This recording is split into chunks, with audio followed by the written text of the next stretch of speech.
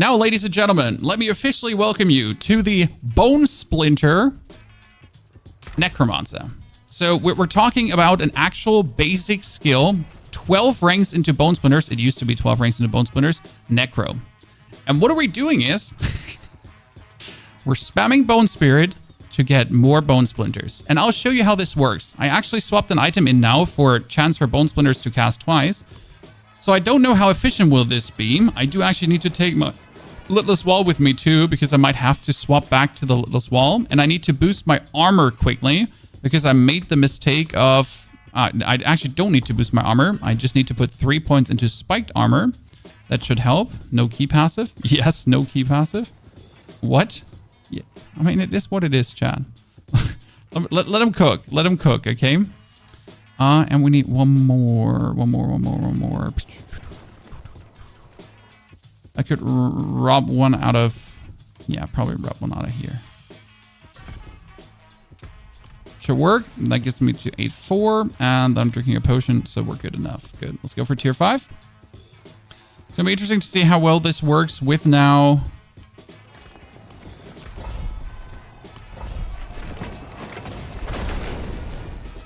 not running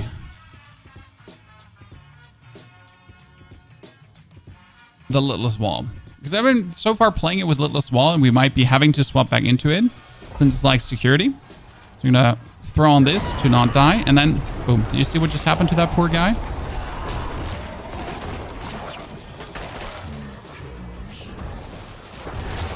So we're essentially just spamming Bone Spirit.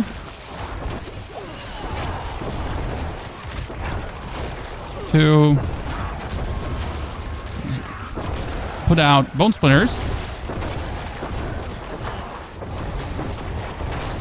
And that's essentially obliterating everything.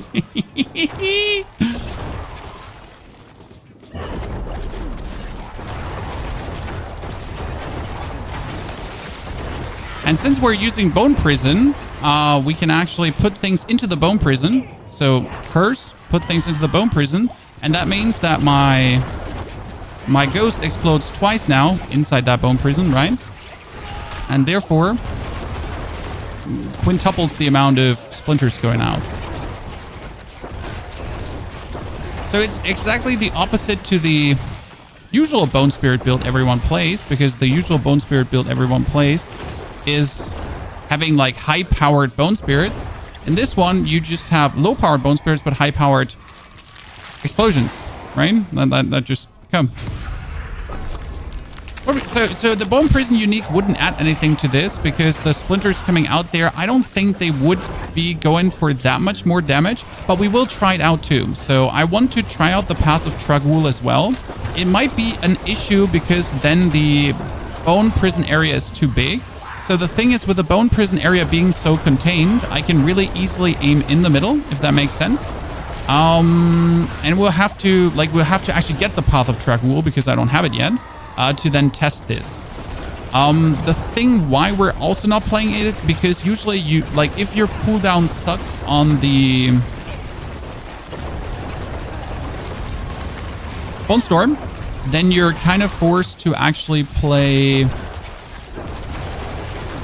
Come on, brain, say it. If your Bone Storm cooldown sucks, you're forced to play either Litless Wall or the boots. How are they called again? The legendary boots. Come on, brain. Flicker Stab. Yeah. So you're forced to play Flicker Stab, which you're now like technically can avoid because of the rapid ossification. So how are we liking this? How does it look?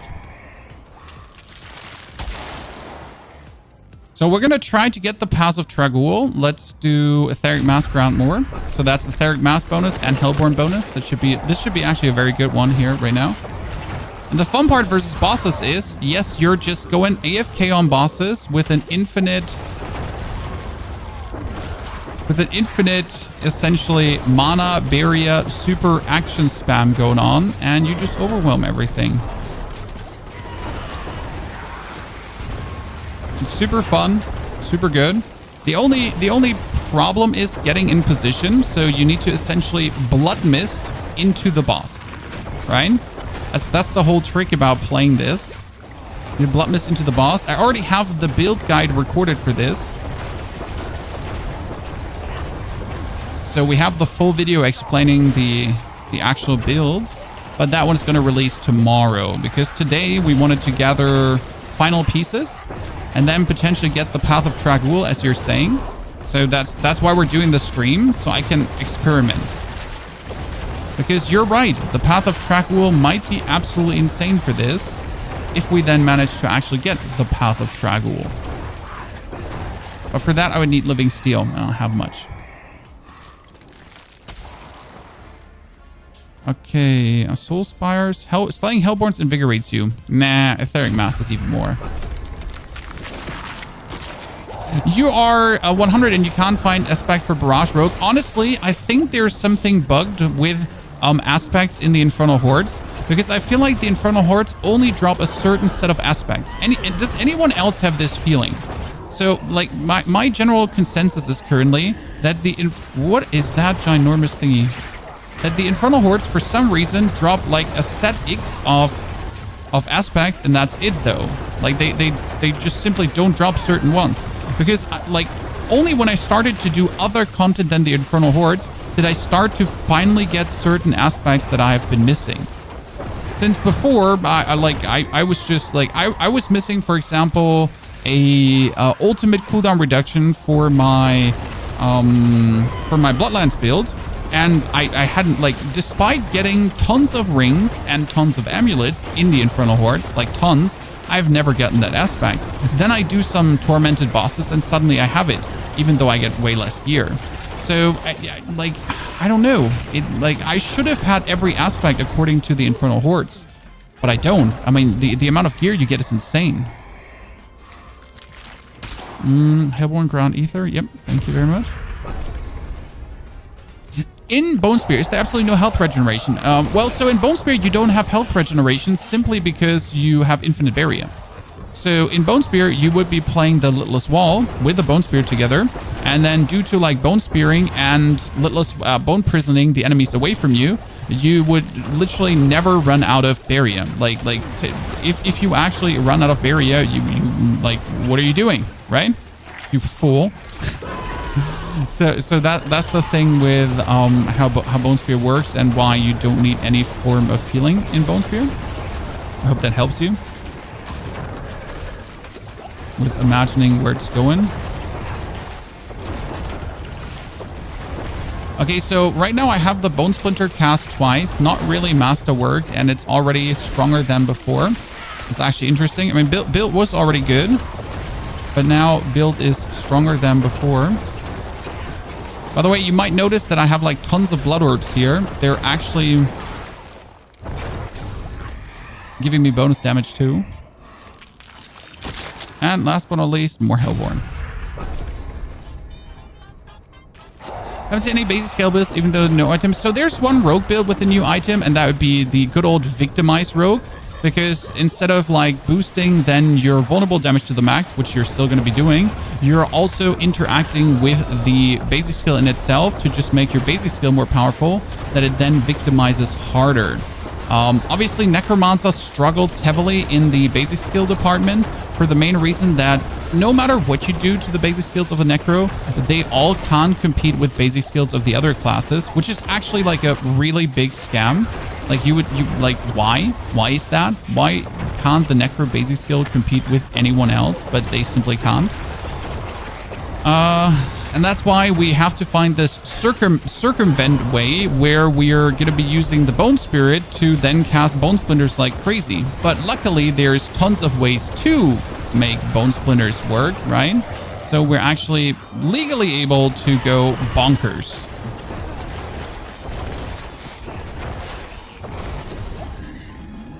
Now let's go to our good old friends, the council members.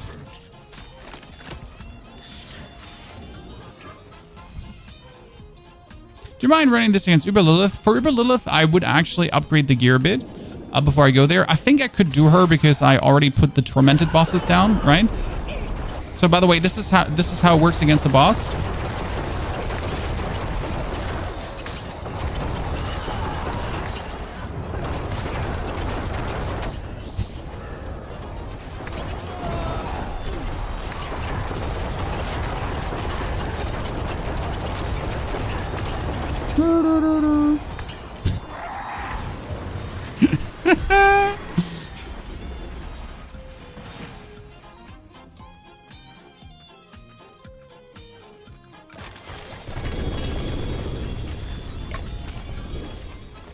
Beautiful, isn't it?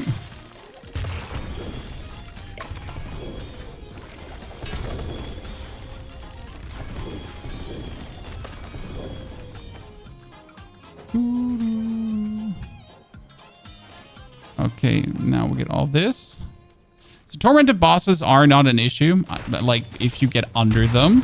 By the way, do we have someone with Stygian stones? I could we could do some Grigoires, but I need to essentially, I have the steel, I think, on my other character. I just don't have the Stygian stones anymore. I'm running the Standard Bone Spirit build. See, the problem with the Standard Bone Spirit build is that the investment is so expensive. Like getting the Standard Bone Spirit running is like good luck, brother, right? Good luck. And getting this build running is more like it's so easy. You get 8 stones. Well, Star, I can provide the steel. So we get this done. Mr. Clean, good to see you there. You have 21 stones, just no normal mats. Well then, Neil, come you too. I mean, I anyways have to like get you there. Dad, we get you in as well. Video on build tomorrow. Yes, video on build tomorrow. Sorry, I had to release a I'm gonna release the mobalytics today if I find the time. But I also had to make once human video that was really important. Look at that. We have 115 steel, chat. Come on. You bring the stones, I bring the steel. We're going places. Okay. Okay, so Dead is coming. Anarin wants to come. That's appreciated too. Thank you. And then we're adding Neil on top. So Dead, invite yourself. Anarin was already with us yesterday. It's the friends with friends benefits when you're allowed to just invite yourself. I might actually have to record the gameplay again for the video because this was just nasty how we tore this up. Okay, let me upgrade my thingy. Even though this is like, look at this. This has overpower damage. Okay, guys, we're essentially working at 1,300 critical strike damage, but the reality is I could have 1,500 to 1,800 critical strike damage. That's the big difference here right now with what we're actually working. How long does it take to make 150k roughly? Oh, that's super easy, simple. Like you just go Infernal Hordes, and I think at tier 6 Infernal Horde, if you put all the ether into the basin, you're roughly looking at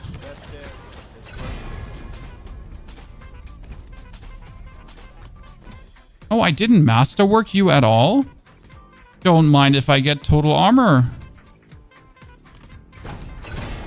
Thank you. Don't mind if I get total armor and a chance to freeze. Why a chance to freeze? Because I have to, like, imagine this build here right now has, I can also take stun, has 2 lucky hit chances, the Bone Spirits and the Splinters. So I actually have huge chances to just throw a wrench between everyone's legs. Wild, just invite yourself. Wild, invite yourself. Like, I'm like, you know, if you're in the friend list, just come. That's the easiest way of handling this. How do I add a second tempering bonus? Does the item have to be ancestral? Yes, to do. You don't want to temper much before ancestral. So before ancestral, what you want to do is mostly go for elemental surge, like that kind of tempering, right? Yeah, and then essentially later double temper.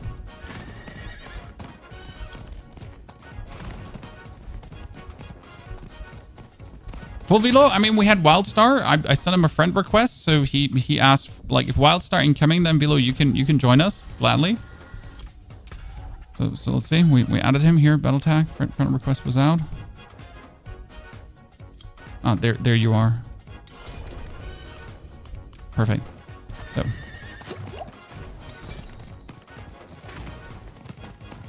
The good thing is I don't have to rely on my inner sight anymore. That makes me happy. Because before I had to rely on inner sight. By the way, does anyone know where to get the Shard of Varathiel other than the Infernal Hordes? Because right now I only have gotten this from the Infernal Hordes, and I haven't gotten another one. But I'm looking for a 200% one, obviously.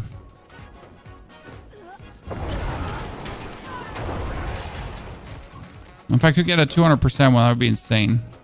I'm at 62 rogue in Season 5. Should I play World Tier 3 or 4? You should be World Tier 4, and you should probably do either Tier 2 Infernal Hordes or Tier 3.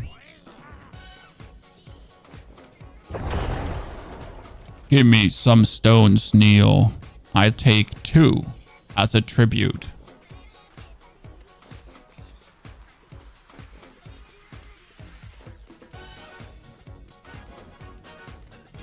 Yeah. Got 115. Ah, my stones, my shards. Yeah, that's true. That's true. That's true, Neil. I forgot my steel. Be right back. I forget about the shards completely, Neil. You're completely correct.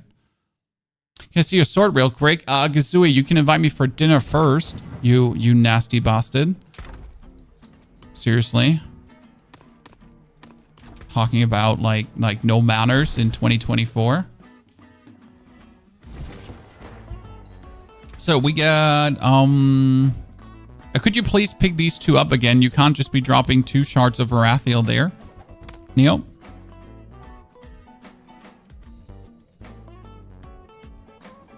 You just can't do that, sir. That's not like, you know, that's illegal. Can't just be dropping 2. You can have them. No, we're like, no. I'm not robbing you of a greater affix shard. You know how much money that is? Oh, you just died. Let me actually get you back on your feet. See like how fun it is to play this? Like you're like, I have an infinite resource. I'm just infinite resource blasting away.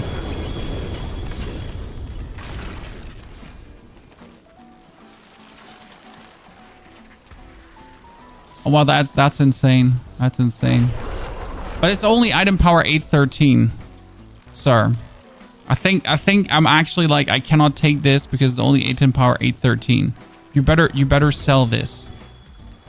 Right? It's great. GG, look at that. I seem to be a magnet for people getting good items. And that's 170%. Okay, thank you. Thank you.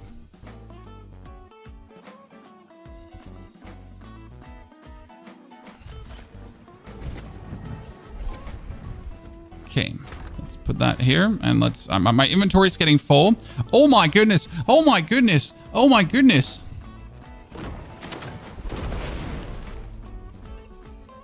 Okay. Okay. Cool. Like, cool. Cool, cool. I mean, cool, cool. Did you like GG? Like GG. Like, I mean, like that's 3 greater affix uniques from like 1 run. Okay. Okay. This is fine. You lucky bitch. Hey, I have killed at least 20 tormented bosses, and I've not gotten a single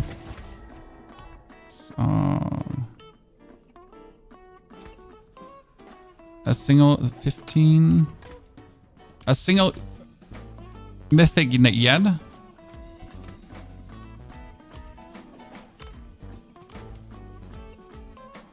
I'm dropping nuggets. That's huge. It's definitely huge. The fun part is this is huge for multiple builds, so that works, right? Pick up and summon away.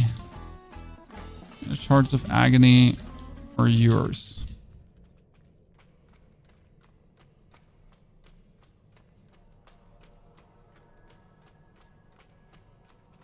I didn't drop it like there's 45 on the ground. Okay, we gotta like trade, request trade. Complicated.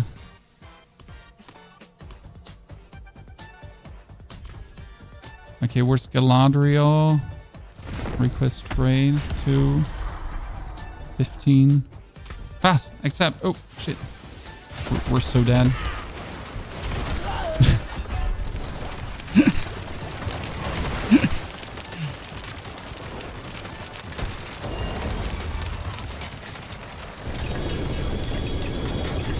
Okay, we'll do this in between when Neil doesn't summon things.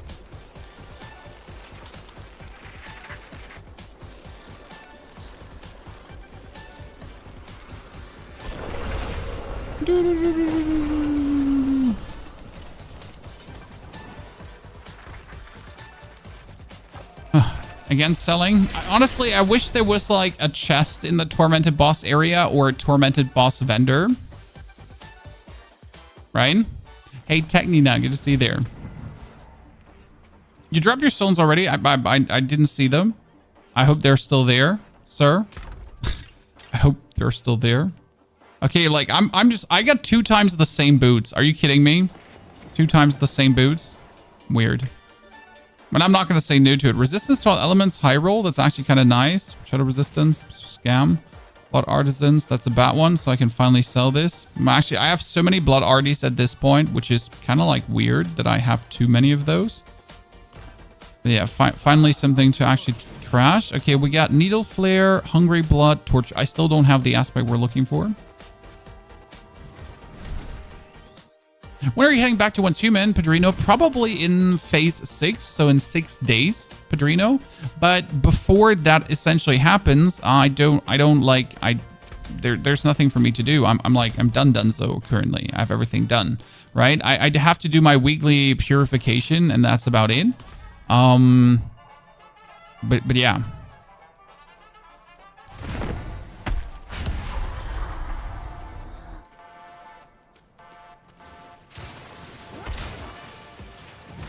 Not die once in a while. So what I'm doing is I'm blood misting directly into him. Why that? Because if I'm directly into him, like look at my spirit. If my spirit goes full, I'm positioned perfectly, because then everything is actually hitting him. If my spirit is not going full, then I'm not positioned perfectly. Can we still play Minion Necro? Yes, we have a fantastic Minion Necro with Blood Surge. That's absolutely incredible. And you can play Minion Necro without Blood Surge as well, easily. But Minion Necro is obviously not the strongest option anymore and hasn't been for a while now.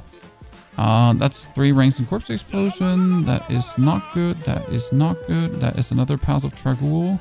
That is... So, by the way, I have a question for you, Chad. And I wish to start a discussion of this topic. What do you think? If an item has 2 greater affixes, or even 3 greater affix, should the unique power also be maxed? Because right now we have the Path of Trag'Oul, right? With 2 greater affixes. But the actual effect with the Bone Splinters is not maxed. I mean, technically, this is terrible because it's not 30 out of 30. So I was like, if it's not maxed, I would wish for a way to actually do this, right? I would wish for a way to upgrade the power somehow. Oh.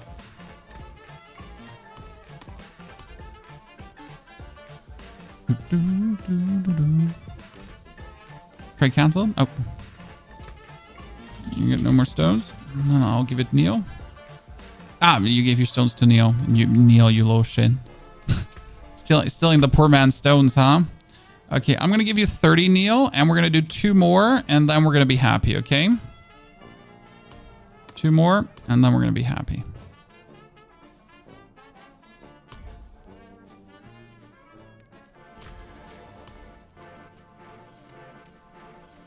Thief!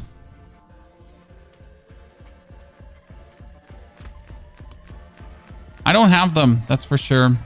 I didn't thieve them.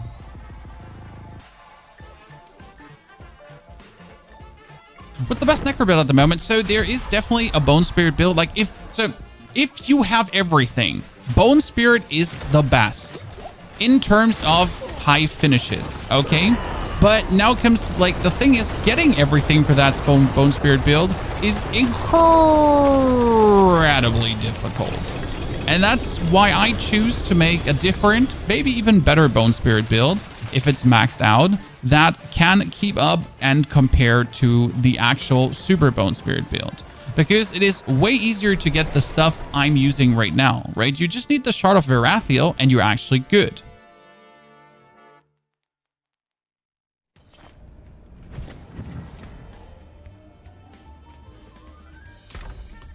Okay, boots. Even piercer. I got so many even piercer. I really got to sort out. I mean, I should probably sell them like for a couple million each, right? Because I'm just gonna vendor them most likely. Well, let's be real. I say I should sell them, but I'll just vendor them. I'm a terrible person. So why would I bother? Wind force, not bad. Show me. Oh, that's actually good. Yeah. I mean, 4 malice, 4 barrage, 2 malice, almost max roll, and damn, it's a good one. I like it. Pretty nice.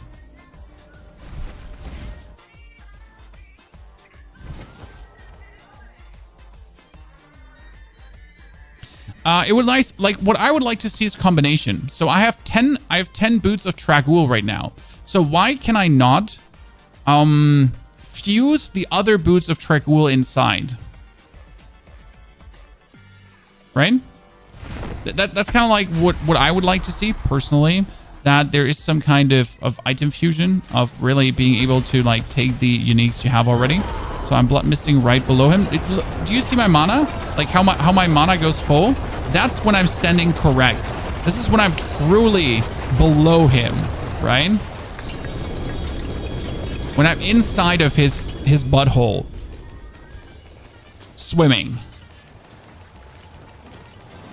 That's needed.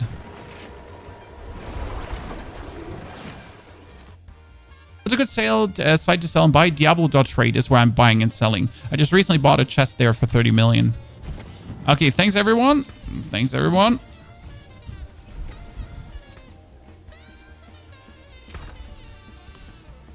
Another Path of Trag'Oul, another Howl, another Penitent. That Blood Arty is bad, so it can go away. That Bloody is bad, it can go away. That's a maximum life, which is always good. The rest just gets thrown into the meat grinder. Yeah. So rest goes into the meat grinder. Now I'm good. I need to do other things. So thank you, lads. But I need to do more things. I need to experiment more. Like we wanted to take the Trag'Oul boots now. So the basic idea was, what if we take the Path of Trag'Oul boots over my current boots? The problem is I'm going to lose armor if I do this. And that would actually be a problem because I can't get the armor otherwise. I might have to actually put my Soulbrand chest away if I want to use. I don't know. The Trag'Oul boots have armor. What am I talking about, chat? The Trag'Oul boots have armor. Tony's drunk again. Someone ignore him. See? So the basic thought is it gives me +3 ranks into bone skills. The bone skills are obviously boosting what I'm doing, right? I only lose the chance to daze, which is also fine.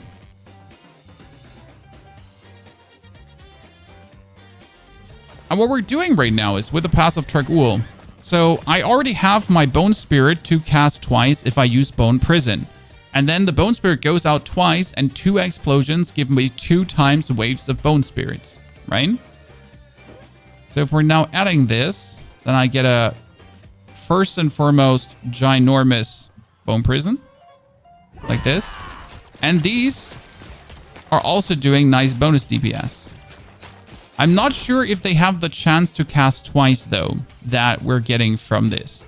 But you're essentially going to cast this, walk up, spam your, right?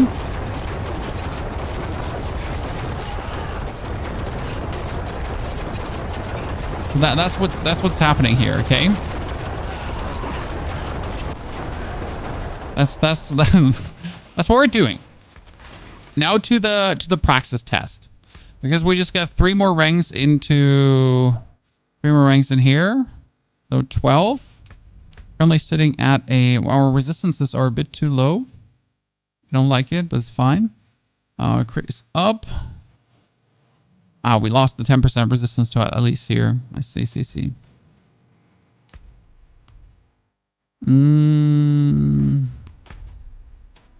Let's try a dungeon.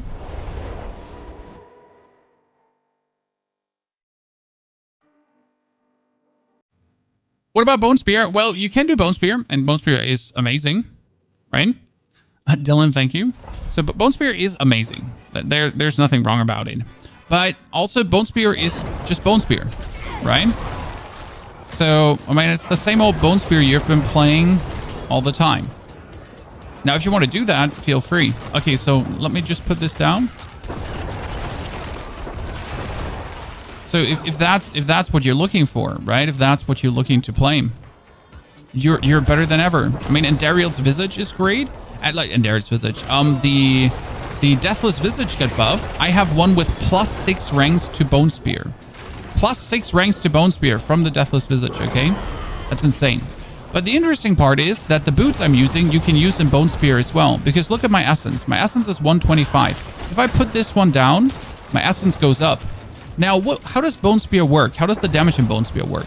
The more essence you have, the more damage you deal. Yes, that's how the key passive works, actually, in Bone Spear. So that means if you're now playing the Path of Trag'Oul in Bone Spear and you're actually using then this to gain more essence, what's going to happen is that your total damage just raises hard. And in order, with then the main hand and the helmet, you more or less get a 100% chance for your Bone Spears to trigger twice. So you essentially have a 100% chance Bone Spears trigger twice. You have more essence than ever, so you're going to run around with 200 plus essence actually. And you can just hurl out Bone Spears then with maximum crit, maximum damage, maximum everything. As you can also take Lochran's Amulet, and Lochran's Amulet is going to give you more critical strike damage multiplier the more essence you have. So now we're imagining 300 max essence, roughly, with that build, right? And you're going to get a 0.4 bonus critical strike damage per 0.2 or 0.3. One of the two, 0.2 or 0.3, I don't remember. More damage per essence. Yeah. More crit damage per essence above 100. So do the math. Do the math yourself. Yeah, it's 0.2 per point. So if you have like 200 more max essence, and that's a multiplier, so it's a crit multiplier. It's not a crit additive. So if I'm having 1,000 critical strike damage, and then I'm getting that multiplier multiplied on top. 100% crit chance how? Oh, that's simple. So we are running already around with a base 100% critical strike chance.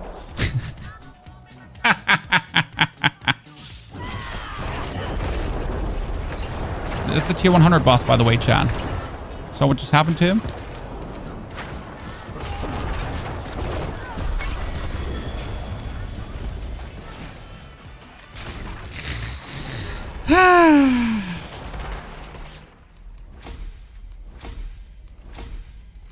Okay, let's get the control up because we're playing with control not being 15 yet, so it's actually not working the whole time. So how do we have 100% critical strike? Let me show you.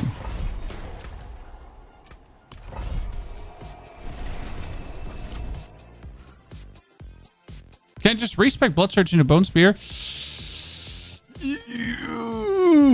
Yeah, sure.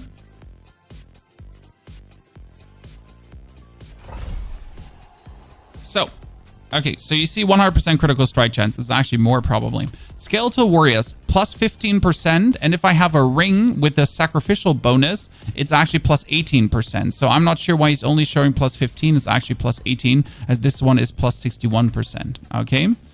Because we're playing the Memento Mori plus the sacrifice bonus, but he doesn't seem to like actually show it right now. So that's plus 18% critical strike. Then we technically have another bonus 10% critical strike chance on the Bone Spirit, but we don't need this anymore. We can actually go over to Dreadful Bone Spirit, still sitting at the 100%. We have 13% critical strike here. 7% critical strike here, so that's 20% critical strike. 6.3 here, so 26.3. Then we have another 8.1, so you're sitting at 30% bonus critical strike, and another 13.2, which is 40.2% critical strike. Then over your skills, you're actually getting another 12% critical strike chance, bibbidi bobbidi wobbidi boo, and another 20% critical strike chance if Bone Storm is active. I prefer to actually be here without Bone Storm being active. Okay? Because that means that with or without Bone Storm, I get the cooldown reset. And the reason why you 100% critical strike chance is for the cooldown reset. This one is needed. It's like, I can't stress this enough how much this is actually needed to... Okay.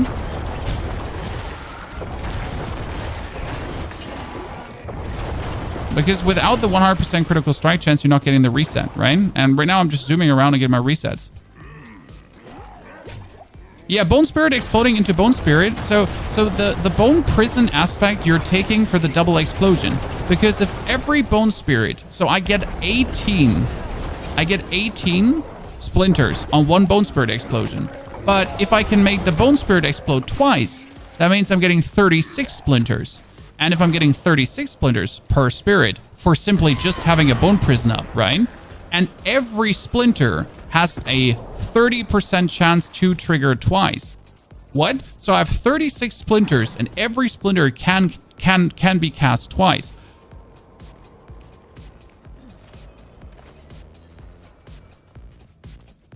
Yeah. Oh, and every splinter has 100% critical strike chance, and my critical strike bonus is over 1,000%. So, holdry ho, right? Oh, and my Bone Spirit has 0% cooldown, right? And the fun part is, if I spend Essence, my cooldowns are cooldowning. So right now we're playing Ossified Essence Key Passive. What does the Ossified Essence Key Passive do? Whenever I spend 100 Essence, I get a second cooldown reduction. Now, how much Essence am I really spamming here, especially versus a boss, right? When I'm fighting a boss, I'm just spamming a lot of Essence. Correct? And yes, this build can even be used for leveling. The problem is, if you're using it for leveling, you're going to play it with Bone Spear. Since the reality is that you can't just rely on the Bone Spirit unless you have it fully cooldowned. Is it a fragile build? No, we're playing Bone Storm, and Bone Storm works with max life now, so I'm getting max life from Bone Storm. And if you're feeling unsure, so if you want to lower your damage ceiling and higher your survivability, you're swapping out your offhand, which has the Bone Splinters to cast twice. You're swapping that offhand out for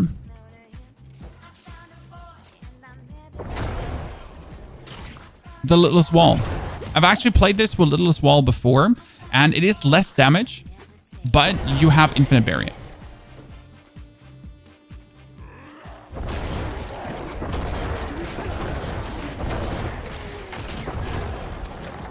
How fast do you do tormented bosses? Honestly, I have done a tormented boss with the inefficient version of this build, and it was a bit slow going. So, like, again, without the passive Tragul and without, like, having my gear masterwork. So this morning, essentially, not a single piece of gear masterwork that did a tormented boss. It was a bit slow going. I mean, it was possible. Like, again, no issue.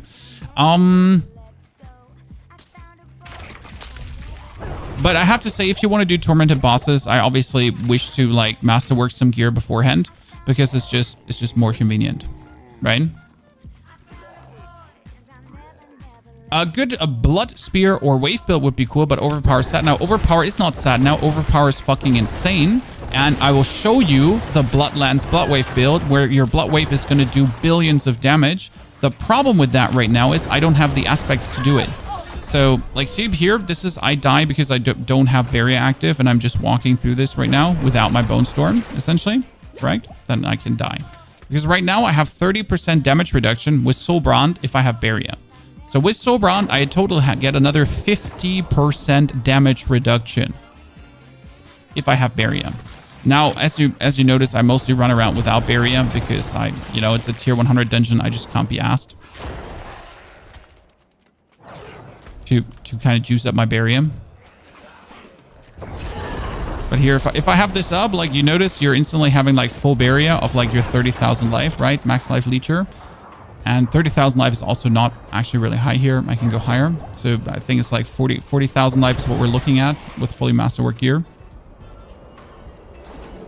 Have you ever tried playing with all unique items? The problem with all unique items is often armor. So that you're essentially reach the armor cap. So right now I do actually reach the armor cap because we have pants that have a total armor percentage. I could replace the pants through T-Ball's Will, for example. The problem with Necro is that, like, Necro can't do a lot of things naturally. So, for example, becoming unstoppable for the Necro, you just don't become unstoppable. I mean, how am I going to become unstoppable without, like, an aspect, correct? And as good as all the uniques are, Necro aspects are insane. I mean, again, this aspect, the Shattered Spirit aspect, gives me 750% multiplicative damage on my bone splinters. Every bone splinter. So the bone splinter coming out of the spirit, the bone splinters coming out of the path of Trag'Oul, bone prison, everything, everywhere. Okay. Curse him, prison him, go right below him. But sadly he moves. Like you see this right now where my actual bar doesn't go full, right? So I have to like really blood mist inside of him to get the maximum out of what we're doing here. Because if you're not doing that, you're essentially doing less damage, right? It can be hard against a boss who actually likes to move around. I mean, you're still melting him, but it's like a fraction of the damage you can actually deal if you're sitting right below them in their butthole. Let's get the essence glyph up because crit is all we do. Okay, finally all the glyphs are upgraded, so we do maximum damage and we stagger things. So you wanted an Infernal Horde. I haven't tried a tier 6 yet, I have to say.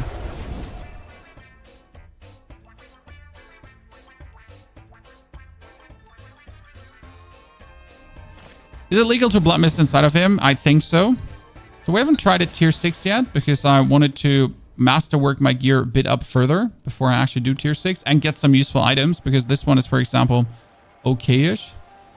But sadly, it has like a golem active cooldown reduction temper. Yikes. Right? Who wants a golem active cooldown reduction temper? I don't. Hero Power Entertainment, thank you for the 66 months of support. Phil, thank you for the brand new sub as well. Sorry for missing that, Phil, earlier. Once we're slapping, I'm not knocking down 120s at level 87. You're not knocking down. Wait, you're not knocking down, or you're... Wait, is it good now or bad? Wait, I'm confused now. Your vocabulary had me confused. I am not sure if you're now slaying or if you're not slaying. So this is a tier 6. What I like so much is that this is essentially like a full roundhouse area, right? So the splinters do most damage in the middle, obviously, because it's most splinters hitting at the same time. That's also why you're living inside your opponents. So I need to essentially, like, for maximum damage, like literally go inside of you, not like close to you. Like I need to be breathing in your butt sweat, essentially. That's when I'm at my maximum damage. Oh, see, we died to electricity since the barrier wasn't barrier ring at that point. Interesting.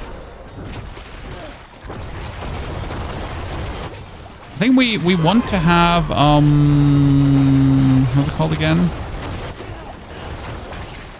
Corpse Central Size on one item. So I'm currently playing completely without Corpse Central Size. And I sometimes miss it because you kind of like want to pull everyone together, right? To be able to send them to hell. Oh, the fire from the Aether Fiend killed me.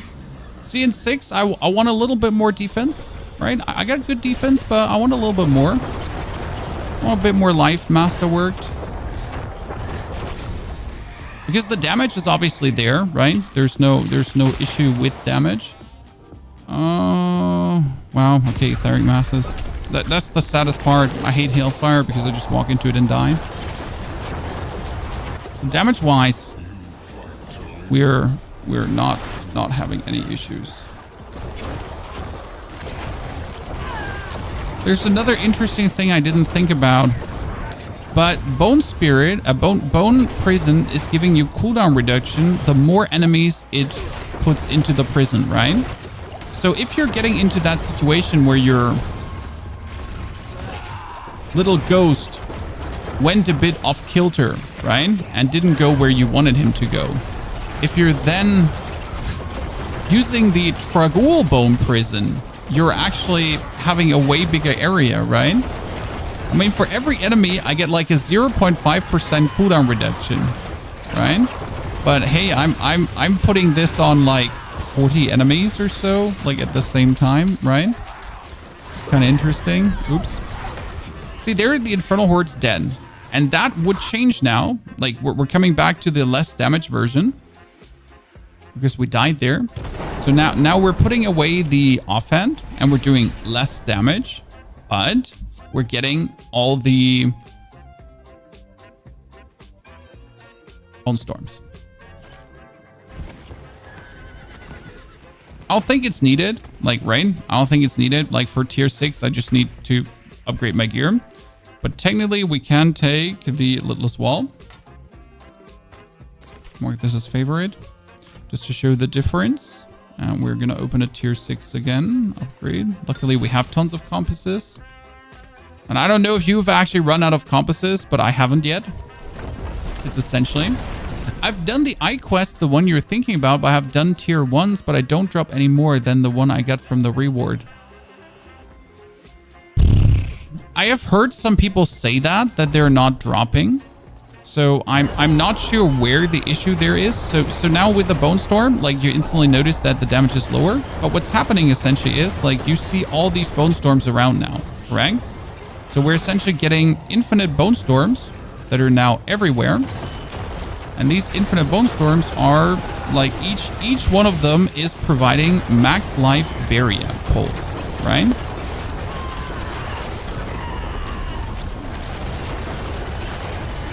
You're still doing good damage, like, right? You're still killing everything, but your dudes don't spawn twice anymore.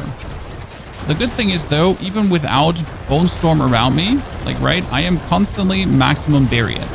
Right? All my Bone Storms, like in Narnia right now, they're essentially granting me maximum barrier currently. So I'm going to be hard pressed to actually ever run out of area. I mean, like, even there, right, in fully stunned, not mobile, like being pummeled by whatever, not able to die. But I hate the less damage we're dealing. It makes me unhappy. Now, it might be better to essentially play the Lidless Wall for the face here, right? That is... So it might honestly be better to play the Lidless Wall just for the waving phase, and then for the boss fight, for example, just put on the offhand. That's something to generally think about, right? Like, if you're clearing, you want to take the Lidless Wall. If you're not clearing, you're fine. Because this is convenient, right? This is very convenient. Especially since we're playing Soulbrand.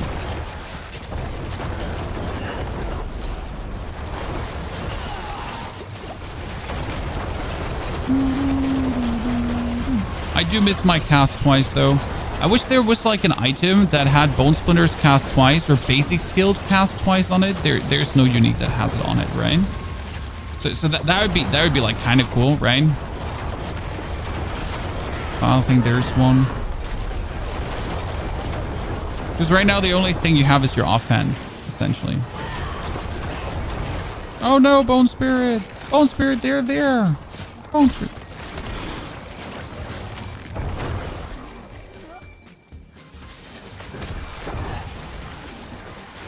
Bone Spirit, they're there.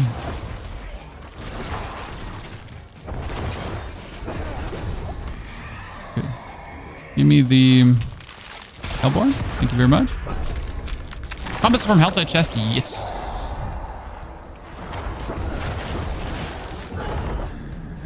So I got most compasses also from Nightmare Dungeons. I mean, Nightmare Dungeons, chests in the Helltide. Like, I mean, you get compasses everywhere. And if you're not receiving any compasses, it's either because you haven't done the quest that's essentially giving you compasses, or, like, there's a bug. I mean, usually you need to do Eyes of the Enemy with your one character. So Eyes of the Enemy is a one-time thing. You don't have to do it on new characters. That's very important. So one time done, and you're actually done. Which is my favorite part about this. I mean, imagine they forced you to actually redo this quest every single time. It'd be goddamn horrible, and I really wouldn't be amused about it. Yeah, that tier 6 is going good, but you kind of want to do tier 7. So tier 6 are actually not useful because you're getting, like, more loot in tier... I mean, you're getting easier loot in tier 5s, right? I don't know if you have done tier 5s. They're like an absolute cakewalk.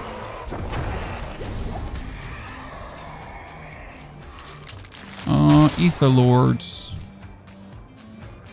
Yeah, but you know what? Let's do some Ether Lords too. I mean, for Ether Lords, I wish to actually put back on my focus because it would just be more damage. And there's one Ether Lord who's going to be like quite the pain to kill. So I don't know if you noticed this, but Ether Lords have different HP. 2 or 3 of them are an absolutely joker, right? They barely have any HP going on. Like you look at them and they die. While 2 of the other Ether Lords have like 1 billion HP. Q Austin Powers meme. I'm not kidding when we're saying 1 billion, right? I'm like, what the fuck is wrong with you? Here, it's him. This dude, for some reason, has the HP of a tier 100 boss, while all the other Ether Lords are like, they have non-existent HP. Right? And I'm currently being frozen. I love it. Whoever is pushing me back, stop it right now. Right, so like this Ether Lord, it just refuses death. That's why we're ignoring him right now. I mean, he can come with us, but we're rather going to kill your friends here, the Hellborn.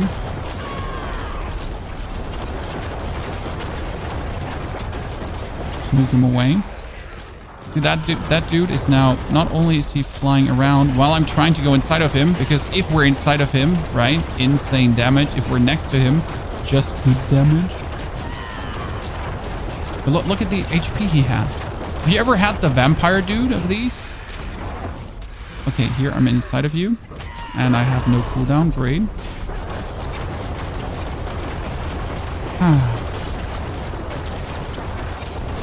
You're gonna make me like equip my focus quickly just to murder you.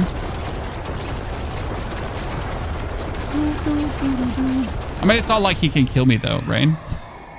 But he takes longer. More Ether Lords, yes. How do you get so many compasses? I mean, again, like just do Hell Tides. Hell Tides is like 2 compasses almost per chest. Then you get the Whisper Caches, and Whisper Caches have a 75% chance to give you a compass, right? Here now look at the HP of this one, right? Like he has roughly half of the HP that the other Ether Lord has.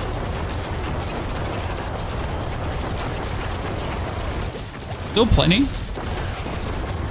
And he can please stop moving around because I can't go inside of you, sir. Like this. So I'm in. Oh no, you pushed me out. Meanies. Who's trying to be inside your father.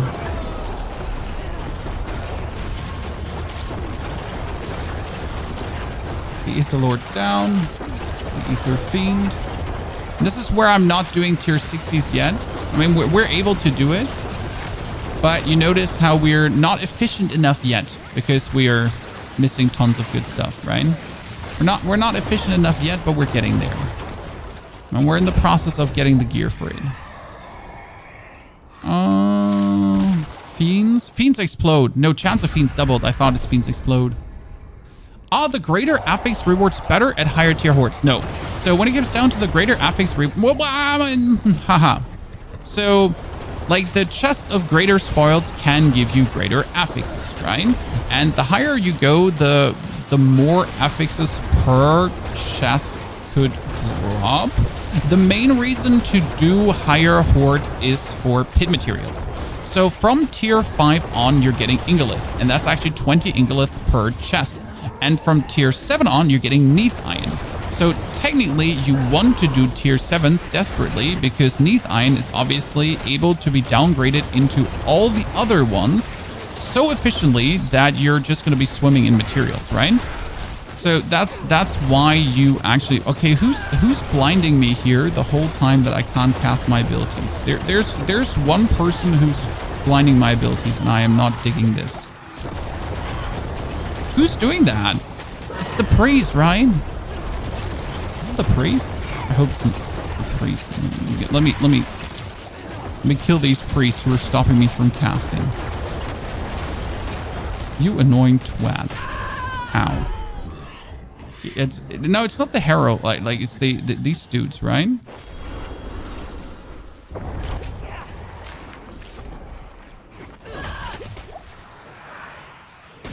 waiting for my cooldown.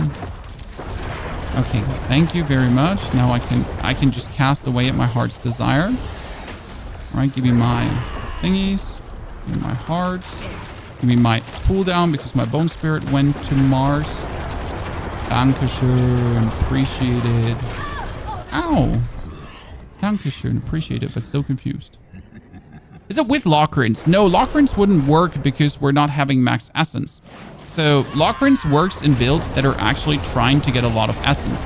In this build, you're not trying to get a lot of essence. I mean, you notice, like, we're not even having a lot of essence on cast. We're not even using a core skill. Why are we not using a core skill? Because this core skill would say, your bone skilled steel increase damage for each point of essence you have above 50 up on cast. But we don't have essence above 50 up in cast.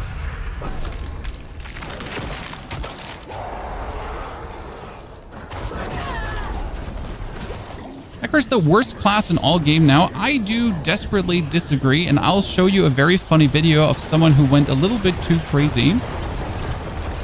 NECRO is in a very good space, but NECRO needs a lot of fiddling around. So you can, for example, get almost 200,000 HP with a NECRO currently. Did you know that you can almost get 200,000 HP with a NECRO? Yes. Now imagine a Blood Surge build that actually has 200,000 HP. It's kind of funny. The problem is, in order to get to this point, right, you are obviously in need of certain items. So what did the person do? The person went with a Blood Surge build, Blood Surge, which is incredibly strong, and then just, well, said, hey, like, if HP is the main thing that actually scales damage in Blood Surge, I should just get as much HP as possible. Oops, we actually died there. We should just get as much HP as possible.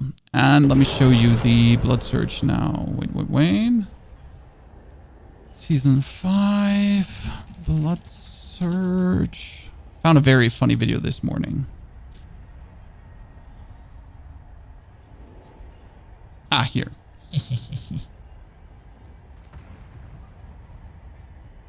Some weird German ads, sorry.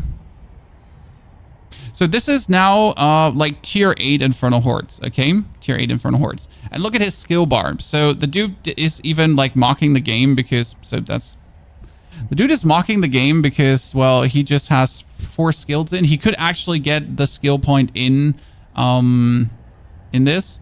So that's how it looks if you're having 130,000 HP and you're playing Blood Surge Overpower. You notice a weird inconsistency in damage because he's actually not doing any damage apart from every 6th Blood Surge, right? Like there's no damage coming out during his spam until he actually gets that 1 overpower, right? But until the 1 overpower, there's no damage coming. That's a little bit the weirdness with overpower builds right now, where the overpower is essentially you do 5 casts and then you get the boom, right? But your normal damage is non-existent. Why is the dude hiding his damage? I mean, like, do you know how many numbers you're getting? It's kind of getting annoying, but he's doing more than enough, as you can see. So now let's fast forward to the bosses. So this is the bosses now. It's, again, it's like tier 8, and he's like trying to do damage to both of them, which kind of like does work. But like, yeah, he's melting them down. That being said, Blood Surge is, again, really, really bad versus bosses. So you saw him like absolutely tearing up the things and then going crazy. The fun part is the thing he's doing is nothing. This is nothing crazy, and it can be done with Bloodlands the same. So, but if you're looking at the gear now, this is the Ring of Starless Skies. This is the Harlequin Crest, and this is the Blood Moon Breaches plus the Doombringer. If you do have these items, the Harlequin Crest, the Doombringer, and the Ring of Starless Skies, and you would actually do this in a Bloodlands build, it would be even better. Okay? So he's essentially doing this right now with inferior equipment. The Doombringer being great, though, because Doombringer is plus 35% max life. Want to know something interesting? There's a chest piece called... Come with me.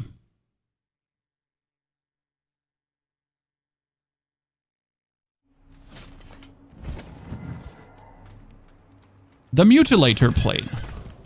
So you can imagine that Doombringer gives you 35% more life, correct? And the dude is currently at 130,000 life, okay?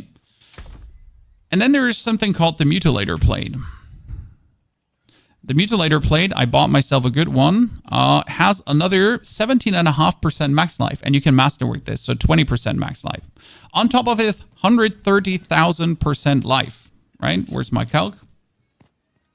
So that's 130,000 life. He could get another 1.2%. Which directly translate into damage. And not only could you get another this, so how does the Mutilator Plate work? Oh, it's very funny because it says you are Bloodlanced, and when Bloodlanced would deal damage to you, it instead fortifies you for 3% of your maximum life and has a 10% chance to form a Blood Orb. That means that you're having 156,000 life, right? And you would Bloodlance. But this is the problem with Overpower. So right now, in order to get a decent Overpower build, you need at least the Blood Moon Breaches, and you need at least the Ring of Starless Skies, because it's just too good to not. Then Harlequin Crest is extra, but it would be helpful. And the Doombringer is a very nice thing to have. Without these, you can play Overpower as well. We do actually have the perfect Bloodlance build. I have the Mutilator Plate already. I have the Bloodlance Gloves, right? So I have gloves with +4 ranks to Bloodlance. Here. They're insane. Now, the issue is that in order to get Bloodlance good, you need a certain aspect. And the aspect is called Fast Blood. And yesterday, I only had Fast Blood with... Well, Fast Blood? Yeah, Fast Blood. There you go. I have it only with 1.3 seconds. So, Blood Orbs reduce your ultimate cooldown by 2.5 seconds. What? 2.5 seconds? That's nuts. Correct? Well, sadly, I don't have the aspect yet for all my trying.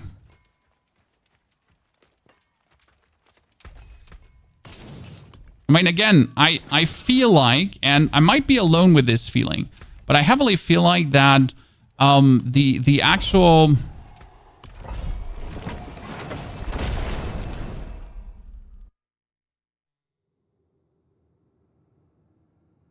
Say it, Brain, or this is gonna be horrible for you if you don't say it right now, because I'm gonna punch you straight in the face.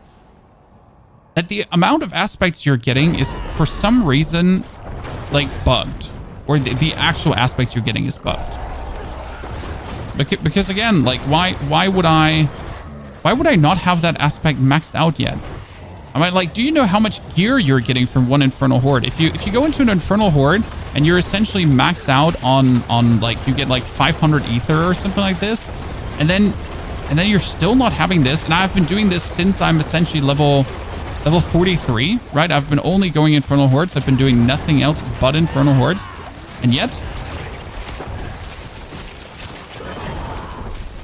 for some reason, we're not there yet. And I don't understand.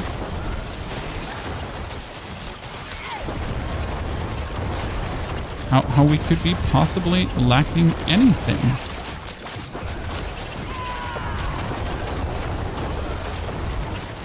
Well, that feels bad.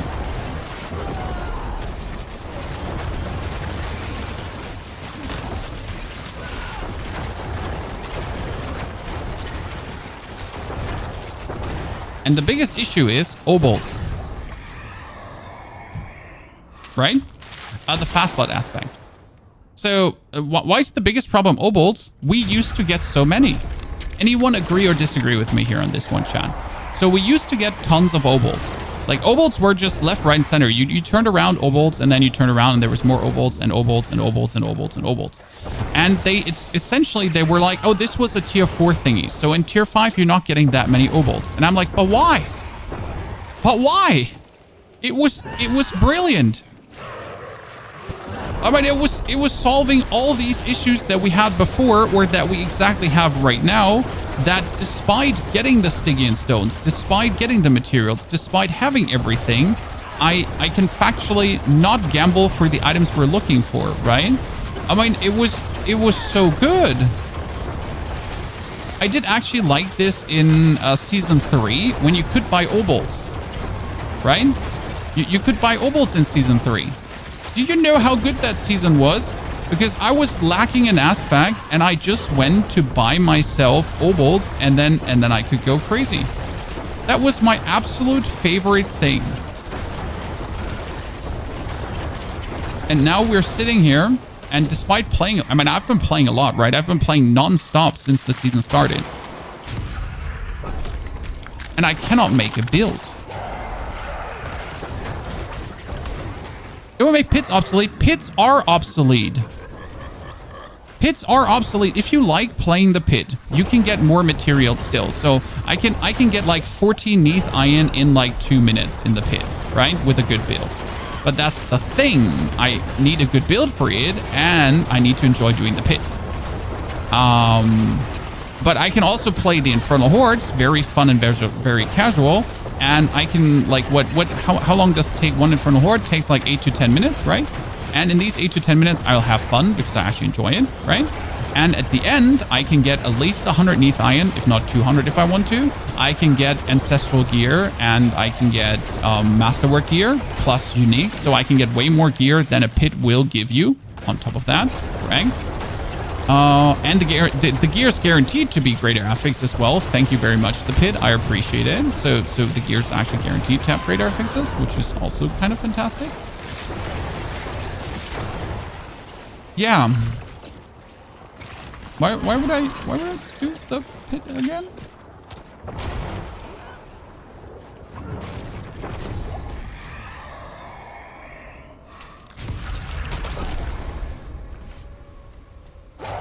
Yeah, and the pit with Nice Iron, like, again, you're getting other valuable materials. So in the pit, for example, you're not getting gem stuff.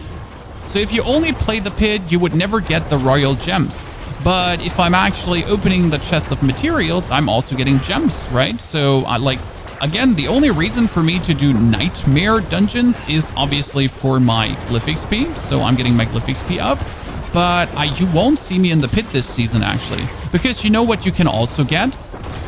Every single chest of material can drop a Stygian stone. Now, obviously, if you do one single pit, you have 1 times the chance of 20% to get a Stygian stone. Or I would do the Infernal Hordes, and every single goddamn fucking chest I open could give me a Stygian stone. So again, please enlighten me. Why would I ever go back to the pit? Unless you, again, do actually enjoy the pit, which is a complete valid argument. And you're saying, you know what? The Infernal Hordes are boring to me. I don't like the Infernal Hordes. The system is not good. But honestly, I'm a Necro player. So listen, I'm a Necro player. I move fucking slow. I have no movement ability. Yes, Blizzard thought, hey, why don't we put in this weird ass movement ability that lets you dash in the Blood Mist? Sure. The problem is I'm playing the Path of Track Boots, so I can't play that movement speed ability. Congratulations, I'm fucked, right? I'm cooked. Guess what? My other build is playing the Flicker Step. I can't use the movement speed ability. Okay, I'm cooked twice now. That's fine. Sometimes you just get cooked, right? So yeah, no movement for me. That means I'm playing the Infernal Hordes where I don't have to move. Correct? I mean, I just live here in the middle, and I just ping pong from event to event, and that's about it. And all the monsters are coming to me. So all the downsides of the Necromancer, of having no movement ability, of not being able to go around, of being slow as fuck compared to all the other classes, all these deficiencies, the Infernal Horde kind of fixes for me. Isn't that brilliant?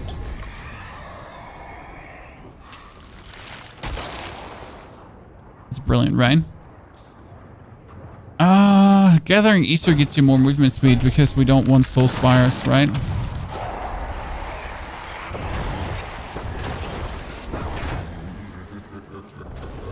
So yeah, this is quite the reason why I do actually like Infernal Hordes as a Necro. And even as a rogue, to be honest. I mean, the thing again, my rogue can obviously move fast, so My rogue is a bit better suited for enjoying his time in the pit. But I'm slow as fuck. I could get faster as a Necro. That's true. Like, hey, chat, don't worry. There is a way to increase my movement speed. But guess what? I actively have to waste skill points for that. I actively have to waste aspects for that, right? Just to get like on par movement speed wise with the other classes, I need to actually invest. I can't get it just like that. You know, just put on boots with bonus movement speed and you're suddenly moving fast. Nah. I'm a Necro. I don't have that. Whee! And...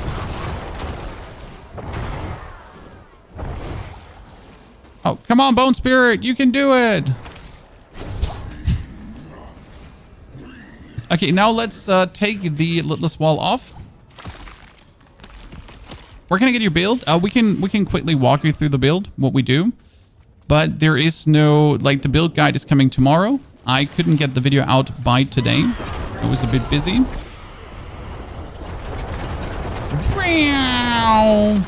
Oh, and now you... You know what the funny part about these bosses is? Their body posture. Okay, so they're leaning forward, correct? They are naturally being hit by every single bone splinter. No other boss has this, okay? No other boss, no matter how big, has this. These guys in the Infernal Horde, the way they're leaning forward, they always get hit.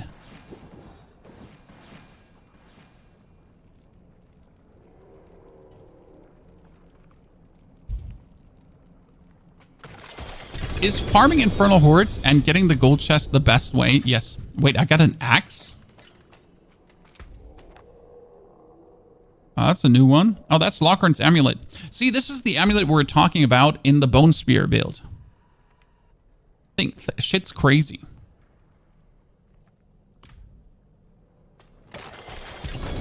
Oh, double greater affix amulet. Right? Oh, that's unique boots. Cool.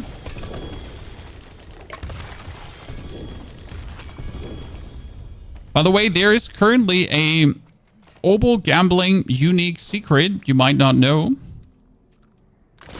You can gamble one-handed maces and they'll always be legendary.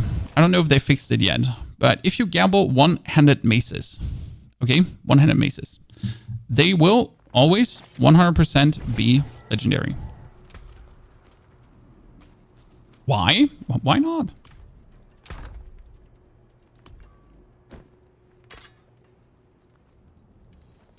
Okay, I have no more stash space. I officially just maxed out on stash space, guys. Interesting.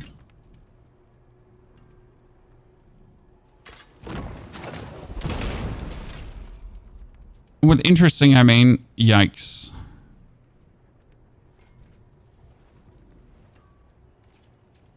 Actual yikes. I have good news for you. Would you like to hear good news, Chad?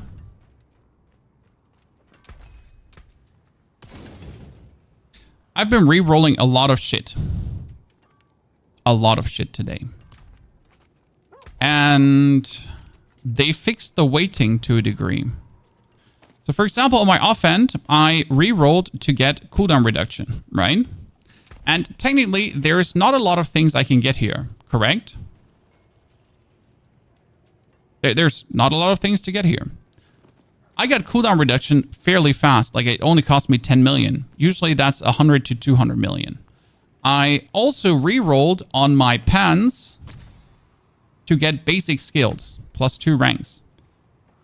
And usually, getting skill ranks is close to impossible. I still haven't gotten the plus 3 ranks in Bone Splinters, okay? But it was so easy to actually get a skill. Again, usually 100 million. I only spent 20 million, I think, for this. Are you going to shout out Para for this build or just take it, Camel? Sir, the build is not from Para. The build is called from someone named Gentle Giant. He came up with a base idea. And yes, he does get credits in the YouTube video. I don't know why you're the credit police, but sir, the gentle giant person gets the credit in the YouTube video as it's intended. That being said, this is not his build. This is my version, which is taking it way further. So the gentle giant guy who came up with the original idea, this is already a vastly altered build that's playing different aspects, that's going with a double explosion. So yes, there is someone who made a very basic version of this, and I took this version, credits to Gentle Giant, and I made it mine and different. They're not playing the Path of Trag'Oul, they're not playing the double bone explosion, they haven't even been playing the Litless Wall, right? They're neither playing the accelerating aspect, nor do they have 100% critical strike chance without certain aspects. So how do I say this now? Sure, the basic version, the basic idea is from someone, but I veered already so far off this. Yeah. I mean, Camel, thank you for, you know, looking out for your favorite creator. That's okay. We appreciate it. But it's under control, sir. Without you policing around, to be honest. Okay, so we get this slightly upgraded chat. Look at me. We are now sitting at 660%, almost 750. That's great. I love it. We also might have a new moonrise finally, so we need to look for this. Interestingly enough, chat, I had that issue before. So there used to be a build. It's called a Black River build. And what we did is we saw the Black River and made our own physical corpse explosion build. But for some reason, a YouTuber thought we stole his build, even though ours was different. It just had a Black River in it, right? So I'm not going to name the name because I actually like them. Like, they don't like me anymore. I still like them. Weirdos. So yeah, they got so offended by me stealing their build, even though it was different.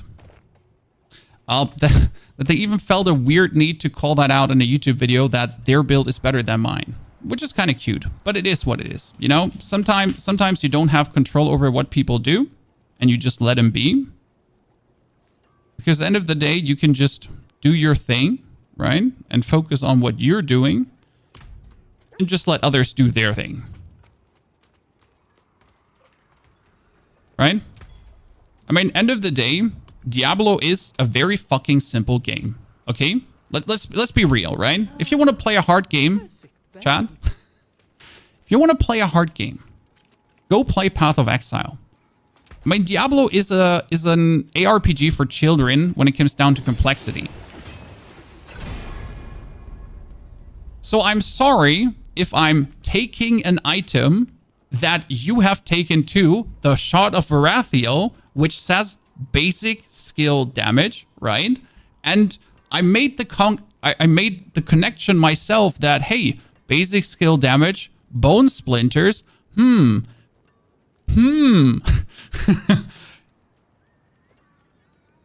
right? 400 IQ. How did you see this coming? How did you make this connection? This is impossible, right? You can possibly not think about this yourself. Like, wow, like I did not see this coming. Crazy.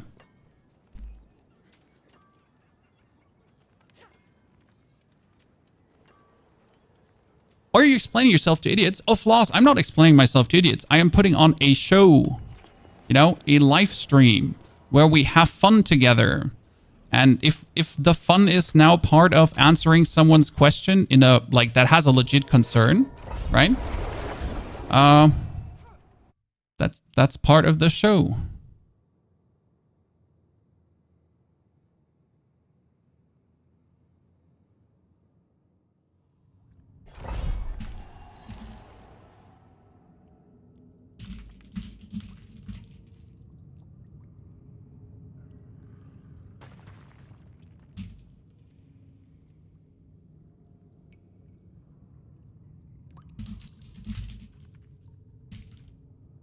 So are we gonna put on? Yeah, we're probably gonna put on. Honestly, I have to say, I prefer the version damage-wise without the Litless Wall.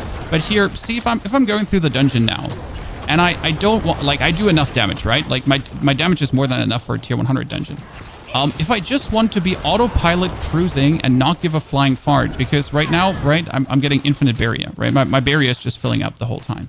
So if I just want to brain fart cruise and not give a damn, that's definitely the better version. You know what the cool part is about the Litless Wall that I like so much? It gives ranks to bone skills.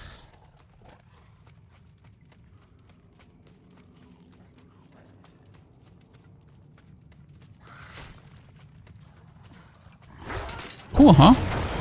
Only thing I dislike about creators is misinformation. I totally agree. Right? Like, just simply when you watch a video and what's being said is factually wrong, that's annoying. Especially as a fellow creator too, right? If you're a creator yourself and you're watching a video and like, I mean, let's be fair, everyone can be wrong every now and then. So let's say creator misunderstood a fact. That's okay. But let's assume the fact cannot be misunderstood, right? And the creator is just intentionally spreading misinformation. Then you're like, what? And the problem is when you then read the comments and the people are like, wow, this is so useful. It helped me so much. But sir, this is wrong. This is not how it works. So yeah, that can be very frustrating.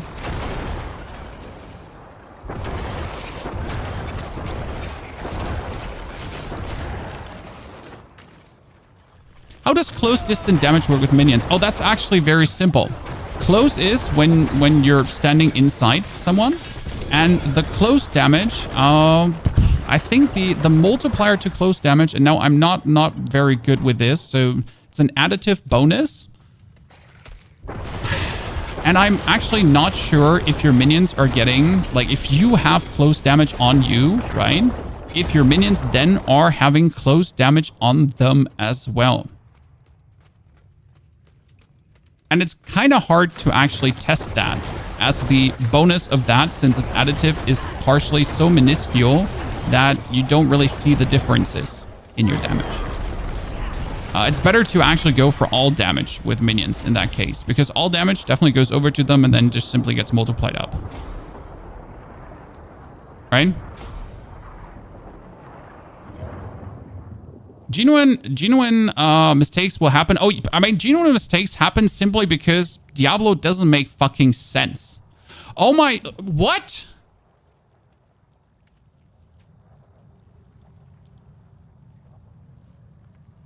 I've been missing a good Blood Moon Breaches.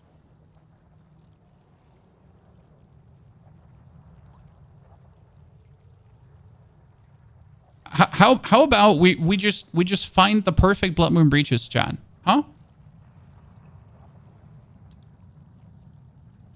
Why wouldn't we? Missing a 5% instant salvage. You're not wrong. You're not wrong. And I found a Ring of Mendeln too. Cool. I mean, zero complaints, right? So will I make a barbarian? Very good question. Very easy answer. I made one barbarian last season, and it was a very interesting one because it was off meta, and it was called this is the Screw Bash Barbarian. It's an Earthquake Bleed Barbarian that's using Rend and Rupture, not Flay, Rend and Rupture. So this was a Rend Rupture Barbarian. Here it's even better. So these are like the two versions. They were really nice. And the cool thing about Barbarian is, just in case you didn't know this and you're not interested in Barbarian, then screw you anyways. But Barbarian got an upgrade to one unique, and it's called the Ring of the Ravenous. So the Ring of the Ravenous says, Rend's duration is increased by 8 seconds. Damage enemies with brawling skills applies 2 stacks of Rend's bleed. Okay. This can only affect each enemy once every 1 second. Sounds good, right? You know how horrible it used to be? Because it's set every 4 seconds.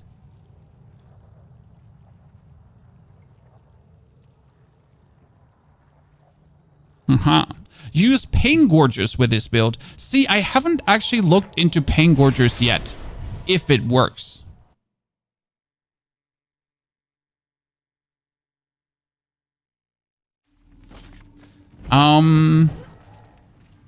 Because I didn't know if it actually triggers. So that's a good point. We have the Pain Gorgers, I think. Pain.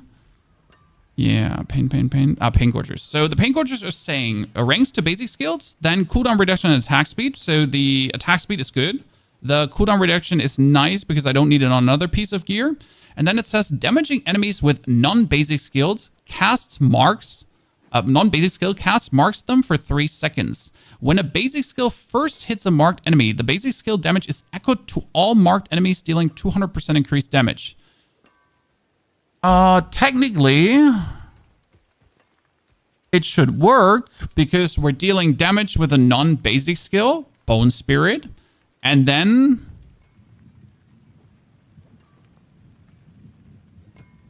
my other basic skills are doing another 200% bonus damage. The one issue I see here is, okay, so like come with me here. We need to think for a second. It says I damage an enemy, okay? And then they're marked for 3 seconds. And when a basic skill first hits a marked enemy, the basic skill's damage is echoed to all marked enemies. But what does mean a basic skill first hits an enemy? So does that mean every single bone splinter? Or does that mean one burst of bone splinter, one single splinter does 200% damage? Right? So I don't know how to read this that it doesn't make sense.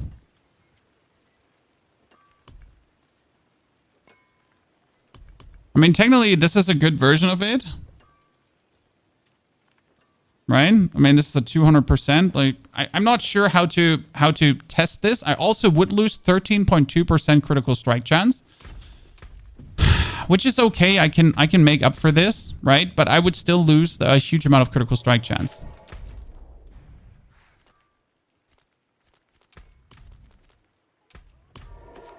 Test at training grounds.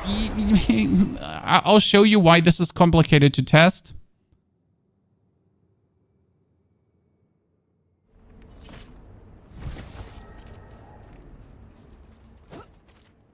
Simply because you are not seeing any values. Right?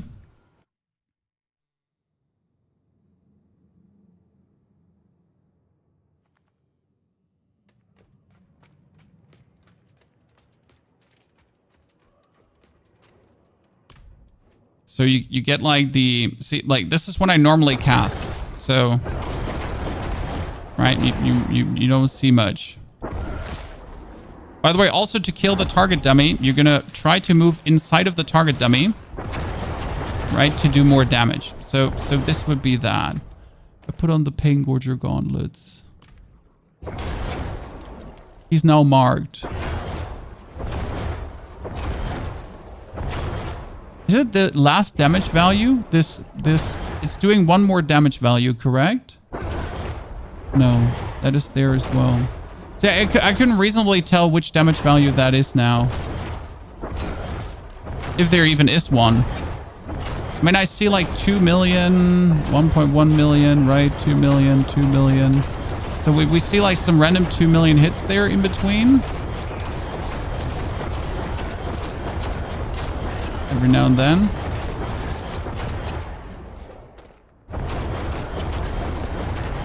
But I see the same damage with this glove, right? So don't notice any feasible damage.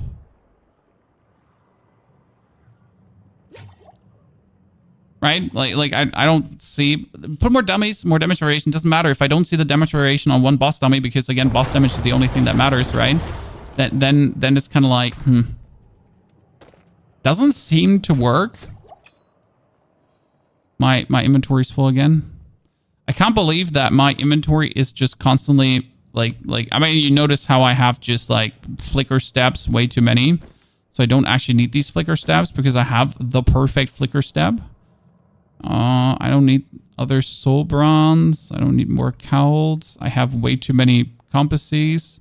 I have a bunch of useless Banished Lord's Talismans, sadly. The amount of useless Banished Lord's Talisman I have is actually exceedingly... Yeah.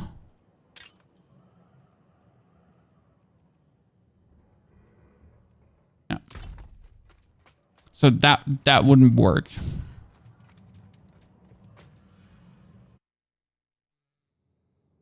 The +4 to basic skill is a big damage increase. I do agree, Alessio, but again, you're also missing out on an aspect, and right now that aspect is my Bone Spirit cast twice, and the Bone Spirit casting twice means twice the amount, right?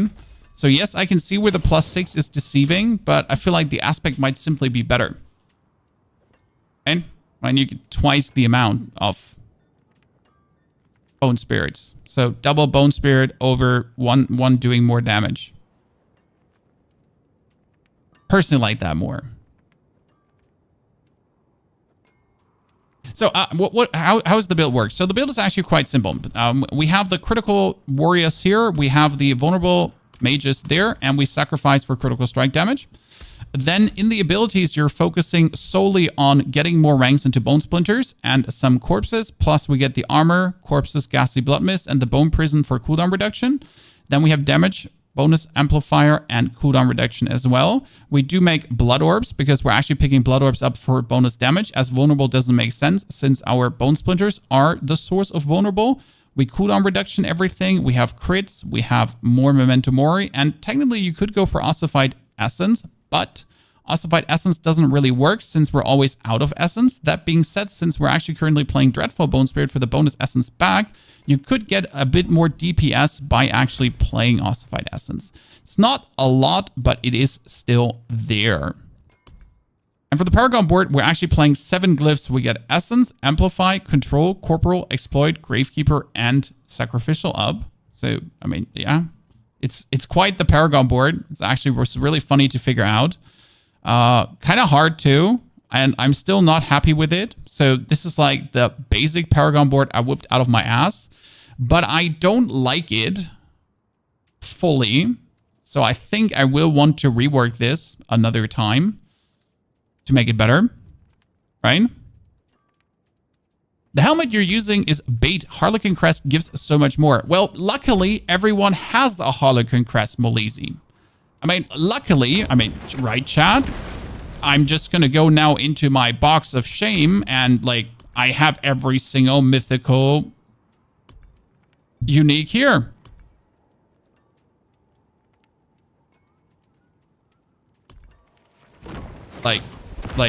Like everyone, right? I mean, you got that too, correct, Chad? We all just have every single mythic.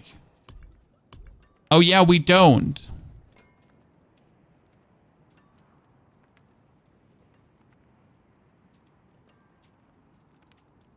No. Thank you, Oldie. I like you too, really.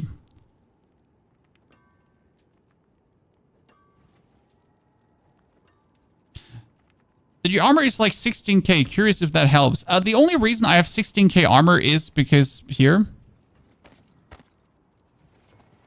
Ta-da.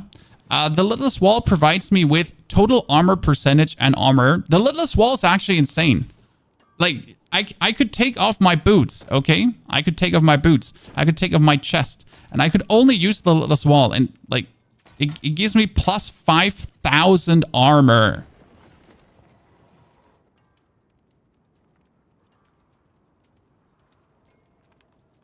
Right?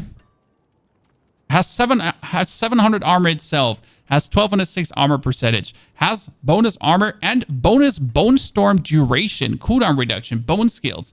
It's actually a very fucking good item at this point.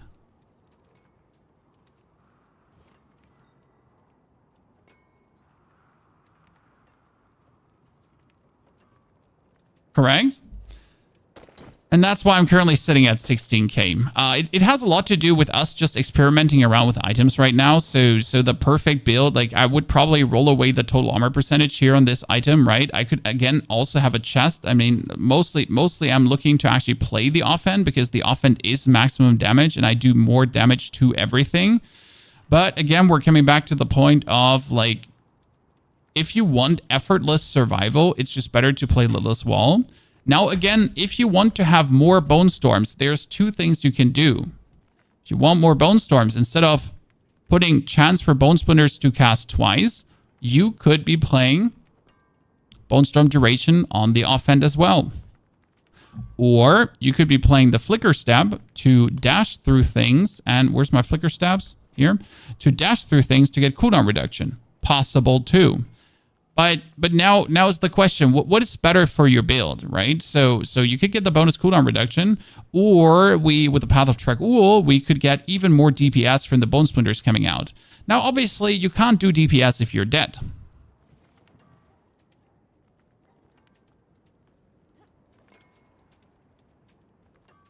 Technically, you should get enough cooldown reduction from the Ossified Essence key passive. I mean, right now, we are 1 point short here, so we put the point back in. So the whole plan technically is that your Bone Storm has a cooldown reduction of 50 seconds. And every time I spend 100 essence, I get 1.5 seconds cooldown reduction. So the basic idea would be, sure, I'm going to go on the enemy, right? And if I hit him with Bone Splinters, I get essence back. So we're going to go for this. We're going to activate the Bone Storm and look at the Bone Storm cooldown reduction. It's technically going down, but it's not going down as much as you would expect it to. I mean, if I curse, like, it's a bit better. But now my Bone Storm is about to be gone, right? So Bone Storm is now gone, even with the extended duration, and we still have 10 seconds of none. So even if I curse and put things down and then spam away, we're still, like, off a little bit of cooldown. I do have a fix for this. So how would we fix this problem? How would we fix this problem? And it's actually ingenious. And I love the idea. Come closer. Come closer. The basic plan would be, what if, closer, we temper on the amulet or the rings instead of Bone Spirit cooldown reduction, because we have enough. So right now we're sitting at 6.78 seconds. And even with the other offhand, we're still sitting at 6.52 seconds, okay? So we have enough cooldown reduction, and our amulet doesn't actually have cooldown reduction running. So our amulet has the slot for it, okay? What if we temper? Casting a Macabre skill restores 21 primary resource. That means that every cast of our Bone Spirit now officially gives us back the 30% of our maximum essence, right? So every cast gives us back at least 30 essence. And then on top, we would get guaranteed, because it's guaranteed, right? It's not maybe, it's 21. And that masterworked up is 30. So we would be getting per cast 30 essence back. And then again, whenever we spend 100 essence, we get a 1.5 seconds cooldown reduction.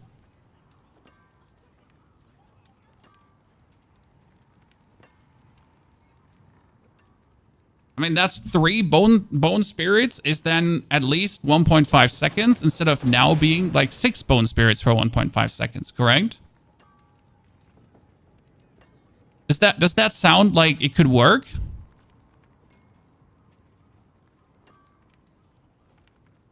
Could this build work with Bone Spear instead of Bone Spirit? Just to answer the question, it's a complete different build.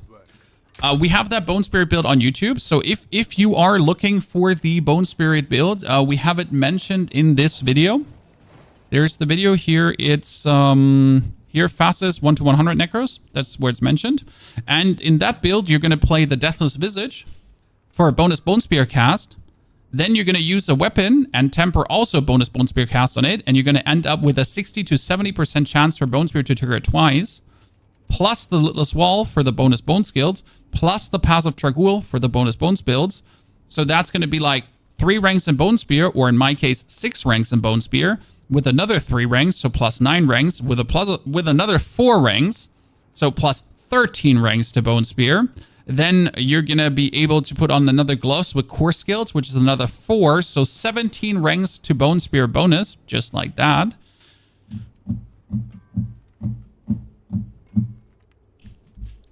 Bone Spear is actually really good at this time. And we will definitely do the Bone Spear build. Okay. How does this work but with Bone Prison? I mean, we're already playing Bone Prison? Huh? I'm confusion.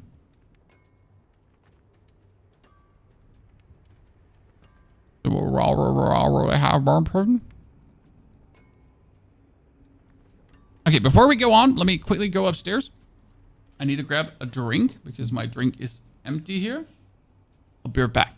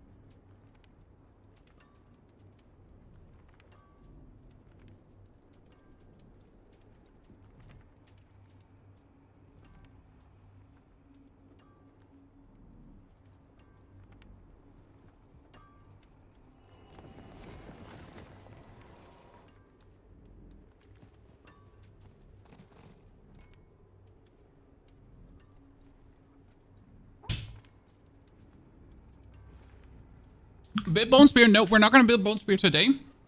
I still want to get the last pieces of this to make it truly good.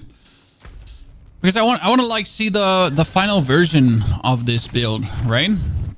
Right now, this is just I threw the pieces together for the concept. So this is essentially concept stage, right? Does the concept work? Is the concept good? The answer is yes, the concept works, and yes, the concept is good. But how would it look now if we had all the pieces?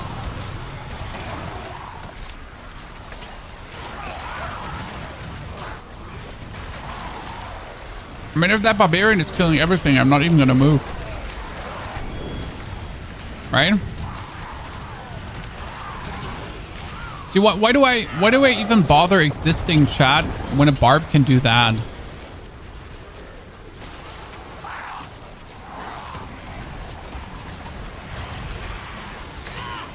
Hello, Tanaka. So like if Barb can just stand in the middle with Tyrael's Might and just do this. By the way, Tyrael's Might would work for this build also.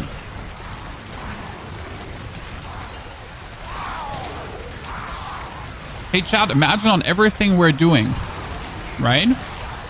Now having the Uber Unique called Tyrael's Might, which would essentially give us these Tyrael Might explosions on every cast of Bone Spirit.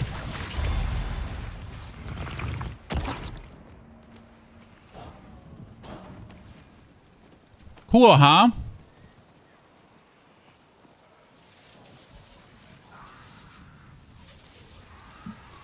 Impressive. Does Blood Moon Breaches work on what?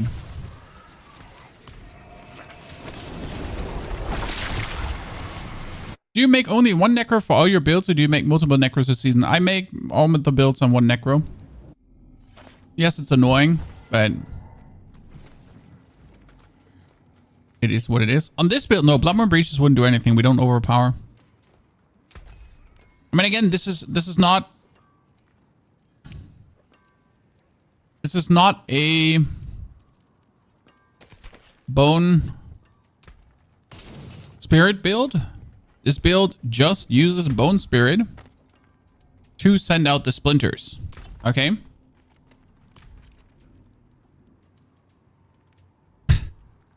Not an actual Bone Spirit build. You missed Season 1 Necro. Why would you ever miss that? Season 1 Necro was Bone Spear or everything else is inefficient. Right? It was like Bone Spear or everything else is inefficient. Oh, yeah.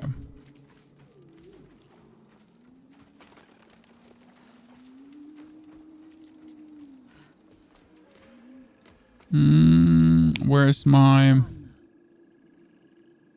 chaos? And to the question, how much money have we wasted already on reskilling? Well, I was at 330 million 2 days ago.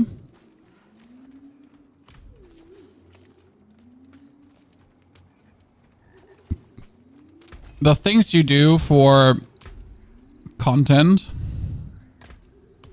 right? The things you do for content. Loadouts would be great. I do hope that loadouts are coming, and I will be at the Blizzard HQ from Monday on, Chad. On Tuesday is the first day of testing things under NDA. And for the love of God, please, let me, I mean, like, if I'm not gonna get to test a loadout feature, I will at least suggest something to save Paragon boards. Like, as much as I want a full armory, right? You know what I want? Paragon board profiles. Correct? Because Paragon boards are the most annoying thing to redo and take the most time. Redoing your skills, a minute, right? Redoing your Paragon boards,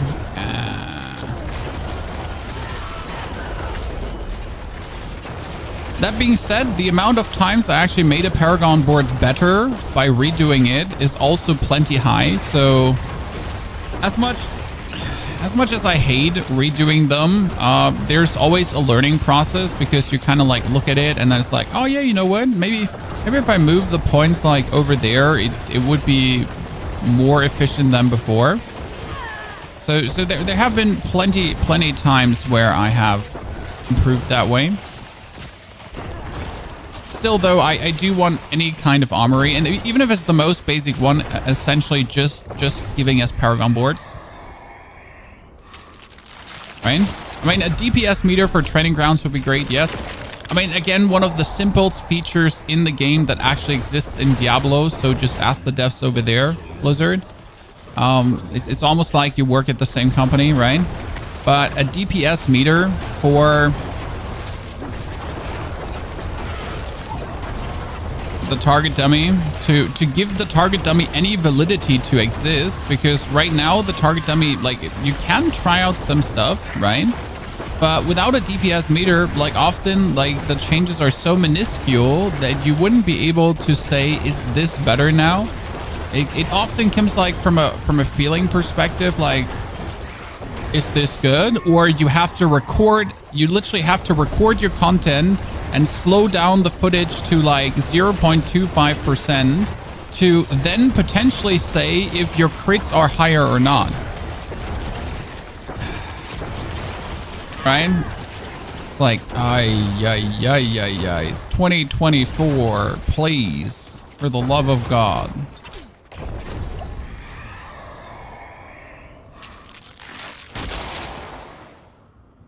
I only use these to level my weapon expertise as a barb. Intriguing.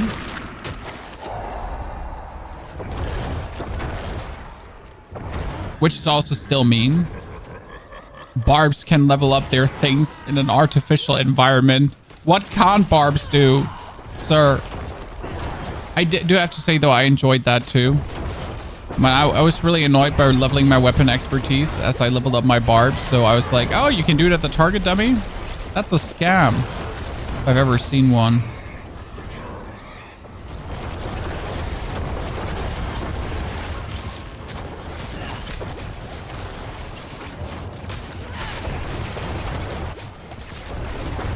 But like, not okay. I was against it. Bobs already have all the cards in their deck, and then you're stacking the deck even more. Robbery.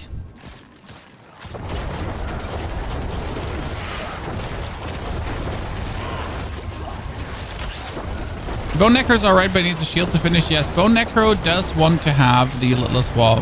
Litless Wall has gone from a like not so good item. Like Litless Wall was like season 2, season 3, season 1. Litless Wall was insane. Everyone loved Litless Wall, right?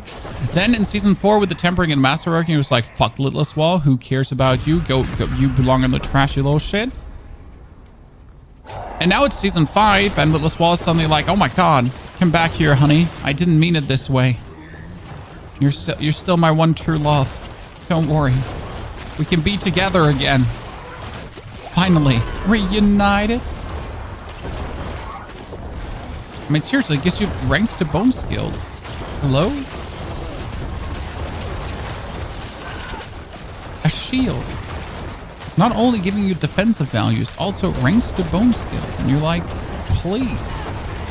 Don't mind if I do.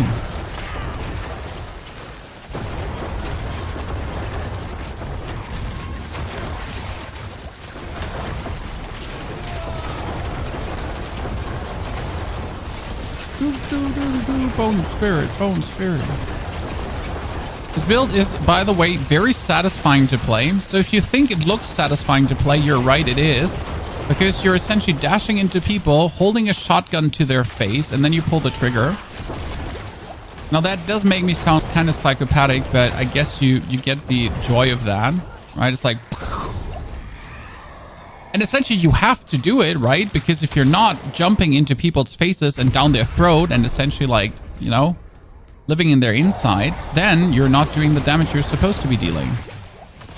So you can't be sitting in the sidelines and watch the whole thing unfold. You gotta be first row seats.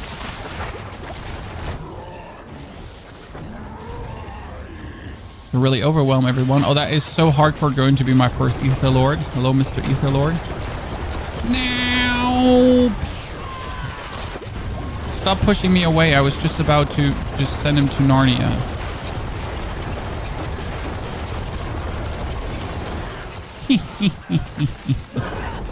So much fun. Especially when you then hit like the full crit spree and actually like, you know, destroy one with like one click.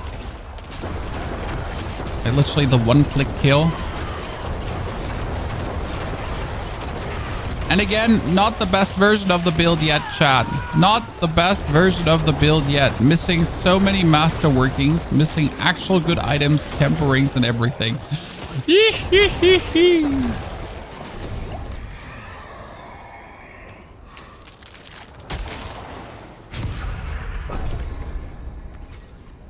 How much difference does a level 21 glyph make to a level 15? That is easily explained. For example, my Essence glyph gives me 15% per 5 dex of critical strike damage on 15. And on 21, it's around 21% per 5 dex. So that's another 6 points of bonus critical strike damage per 5 points of dex. The most important part about this is that it's for free. Why is it for free? Because you have invested the points anyways. I mean, you put the points in to activate your glyph, right? To get the bonus. Ergo, the points are spent. And the only thing you have to do now is level your glyphs up to 21. So not only is it a good boost, it is the freest boost the game actually has to offer. There is no freer boost than leveling up your glyphs. So having them to 21, like if you're saying like you're stuck at a piece of content because you're not doing damage and your glyphs are not 21, then you're intentionally costing. Okay, how many Hellborn did we just summon here with one single ritual? Like that's like tons. Love it. So yeah, you're costing. How do I level from 50 to 100? I struggle at level 70. So the tip is at level 70, you get 10,000 armor or 9,200 armor. And if you don't get that Juggernaut aspect, then you bring your resistances up at least to 60, 60, 60, 60. And from that point on, it's Infernal Hordes tier 3. Okay.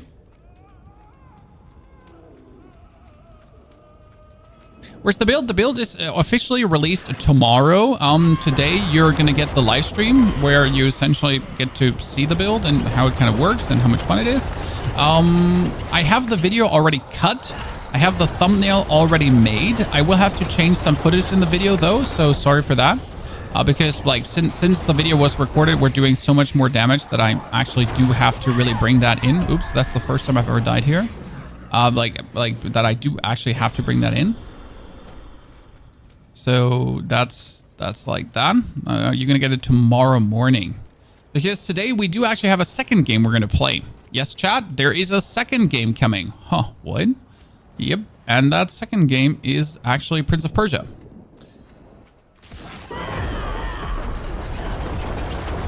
They had a new update and the game is actually coming to Steam. And I did trick Ubisoft, chat.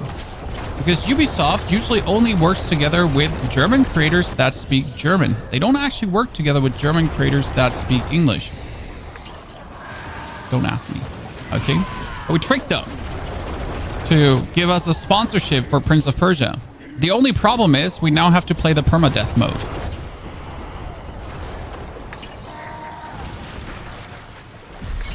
But that's okay because we're professional, right? What could possibly go wrong playing a permadeath mode? In a platformer where you just go and die. You know?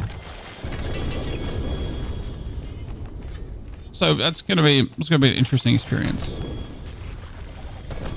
Okay, like let's hope for better aspects. I mean, my main goal was today. So I actually had one single goal today.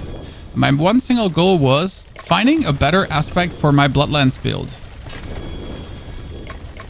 Reality is still not found.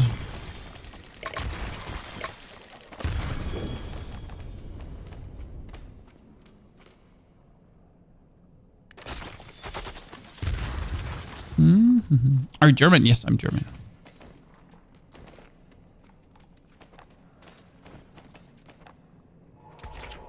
CC. Le German, por favor.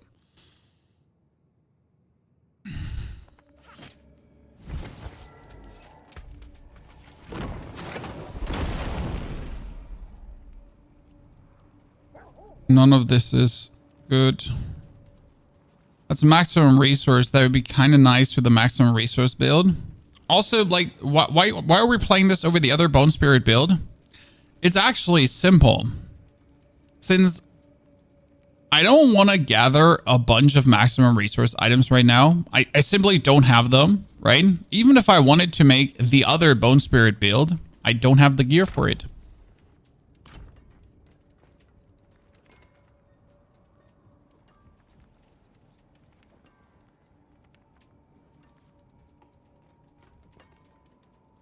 What is the best class build for non-maximal with minimal gear? Still minions. Minions. Minions are just fine, right? Minions are fine as fuck. Like, for minions, you don't even have to have a Golem Mastery chest. You don't even have to have a Hellbent Commander Amulet. Just get minions and have them tear up everything. And the cool part about minions is that they have a new aspect for the Inferno Hordes, and it's called the Shade Mist aspect. Shade Mist says, your minions deal shadow damage per second to enemies around them. The damage over time lasts for 5 seconds after leaving the aura. And if you do actually play the Shade Mist aspect, and you still play the Shadow Blight key passive, you're essentially just standing around while your minions are going close to everyone, and they just die.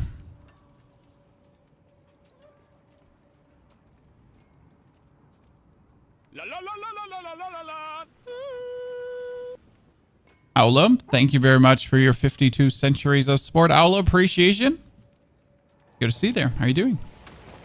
That's boring. Well, I mean, if you do find it boring, that's fine. But the person asked explicitly for a build that has low gear requirements and that can be easily played for someone that doesn't have much time.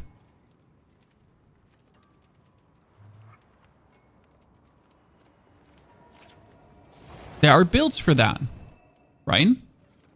Build for minions, already uploaded. Check the YouTube, sir. It's full of builds. Doing fine, and you? I'm a bit stressed because we're gonna have to do our Prince of Persia stream today. Then I have to record and script a video for it. I have to finish your video. So like this is the video you're getting tomorrow, chat, about this build, and I will include a lot of information. So this is today's stream, right? You've seen today's stream, but we have also today's actual the actual build for tomorrow. So just so you know what to look out for. It is going to be that one. That's the video for tomorrow. Already thumbnail done. So, and I have to record another video. So, yeah. Well, we actually are getting guests. So, so we're getting guests today as well from 3 p.m. on. Oh, and I'm flying tomorrow morning at 7 a.m. to America. And I need to sleep and spend time with my family. Someone send a clone, please.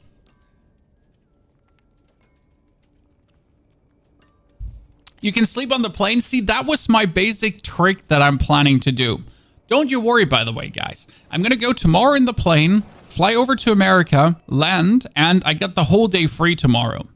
So what's happening is we're going to get a live stream from the hotel room. Because what's in my travel bag? My travel bag has a camera, a laptop, a second laptop screen. Yes, I bought myself a portable screen. You know, one of these tiny portable 14-inch screens you can hook up to your laptop. Boom, done. So we get the laptop, the screen, the mouse, the keyboard, the microphone, the camera. I actually do need to get a keyboard too. It's going to be interesting. What are you doing in the USA? I'm invited by Blizzard to come to the Blizzard campus with a bunch of other creators. I'm heavily under NDA, so I can't tell you what I'm doing. I'm testing stuff that hasn't been there before, so I'm testing things. I could guess what I'm testing. Maybe something related to things being released in October. Who knows? I mean, they didn't actually tell us what we're testing, so that's the thing. It's like, do you want to come? Do you want to test some things? And I hope they invited me because I know things about Necromancer, right? That's what I'm hoping. That the reason they invited me is because they want my explicit opinion about Necromancer, since I'm actually very open about the flaws that the class has, right? I'm very open about the issues the class has. I think, I do agree in a lot of things with also Max Roll and Macro Bioboy and so on. So the Necro community is actually quite united in what's wrong with this class. So I'm just really hoping I'm invited because of that to give some input in this direction, right? That's what I'm hoping for.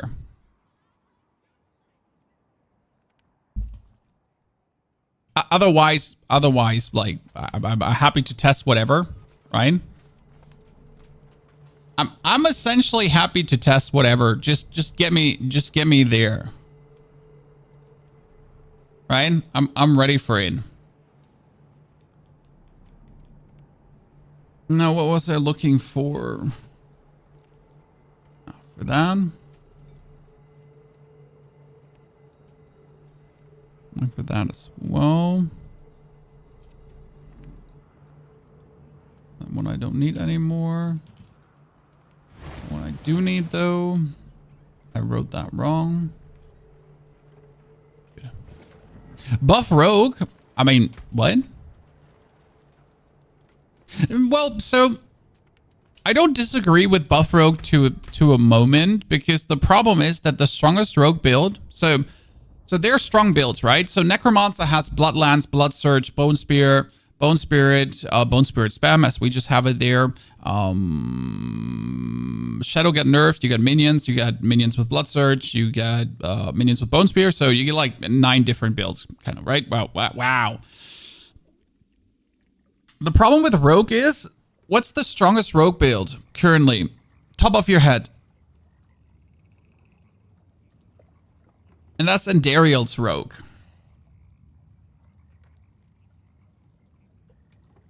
And that's like kind of like, so the strongest build right now, essentially, if you and I talked to the Endariel's Rogue creator. So I talked to someone who made Endariel's Rogue really, really good.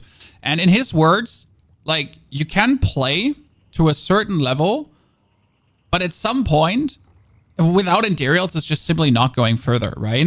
Like the build is good. Like a normal barrage build is good and it's fun. I leveled a barrage build too. It's good. But at some point you're hitting a wall with a rogue and it's like here and not further.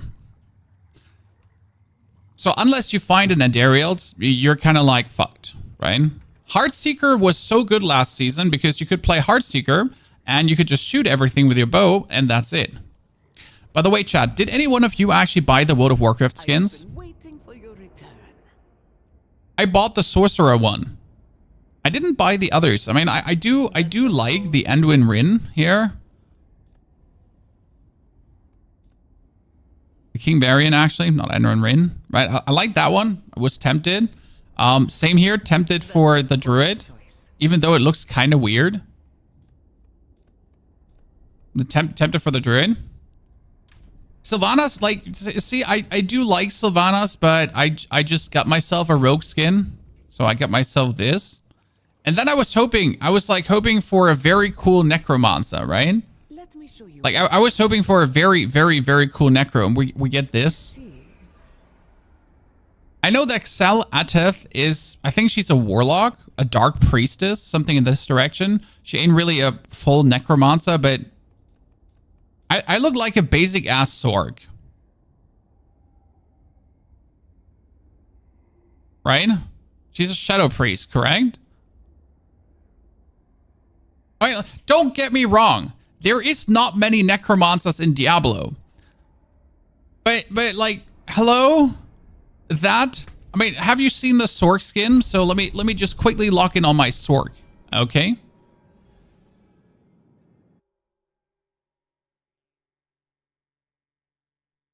Because who did the Sorcerer again? Right, chat? Did you see this skin? Like, not everyone has seen it.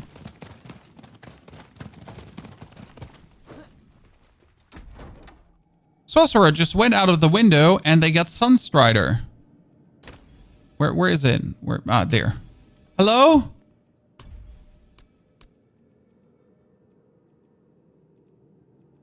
Hello? You get this outfit? Right? Well, where does this add up to the Necromancer, right? Which boots here? Steps of Kel'Thas too. See?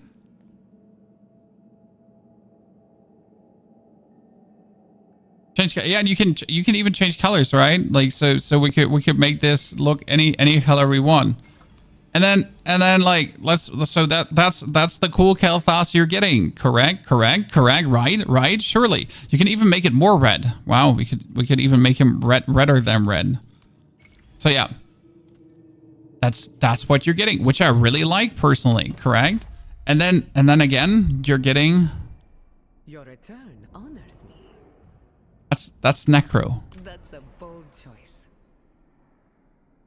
Anyone else feeling a little bit underwhelmed, or is that just me?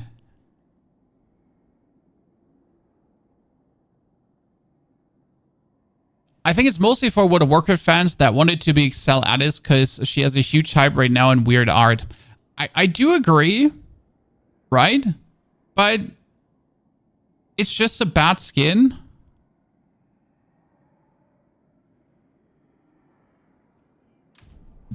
Yeah, the armor from Arthas would be great, though. I wouldn't say no to it. Generally, I'm not a big fan of all the Necro skins, right? There's barely a single good Necro skin there. I'm just unhappy. Barbarian is getting the coolest skins, right? Barb just has cool skins left, right, and center. There's barely any terrible Barb skin. Druid has quite some nice ones too. I'm actually really want to buy Churning Earth still. Sork has some okay skins. Rogue also. Rogue is also not the most blessed. I've seen like not many that I do actually like. But the Necromancer, it's a bunch of robbery most of the time. Nothing that makes the PP go hard. The only one I really liked about the Necro was the Spectre King. This one here. Like there's like the whole set to this, right? When you turn into the Spectre Lord. I already have most of this already. So that was like the only good one. Sad face. Kind of forgot. Yeah, Wraith Lord is pretty fire, exactly. I used to mix the Wraith Lord in with everything. I mean, like if you look at my Necro right now, This Necromancer is the collection of 4 different skins. So we get the Wraithlord gloves, as you can see, and the Wraithlord chestplates. Then we get from a different skin the face mask, because the face mask is actually pretty fire. The pants are from the same as the face mask. So pants and face mask are the same. And the boots are actually from the crystalline set. Skins are a scam. Oh, yes. I mean, like, the only reason why I bought skins, don't get me wrong, guys. I actually don't buy skins in this game because they're too expensive. Simple. I'm sorry. Sorry, Blizzard. But why do I then have, like, 9,000 platinum currently? Well, because I'm a Diablo partner and I get platinum as a Diablo partner. Ta-da. That's why I bought skins. Now, would I recommend you to buy skins? No, it's too expensive. They're too expensive. I'm sorry, Blizzard. They're just too expensive. I mean, paying 2,600 platinum for this, and 2,600 platinum, right, is $25. No, I'm sorry. Give me skins for $10. Like, if skins cost 1,000 platinum, that's too expensive as well. But I would be okay with that, right? But I'm sorry, I'm just not buying skins for 25, right? How do you have multiple 100s this season already? Oh, it's very simple. So if you want to level up in under 7 hours or in 7 hours, you just have to follow my level method that is listed on YouTube. I mean, right now my Necro was 9.5 hours. This here, 9.5, and I was actually slow because I leveled wrong. Then the Rogue was 7 hours, and I'm pretty sure my Barb could do it in 6. And all solo. Okay, guys, all solo, partially forgetting to use potions and that kind of stuff. Ta-da!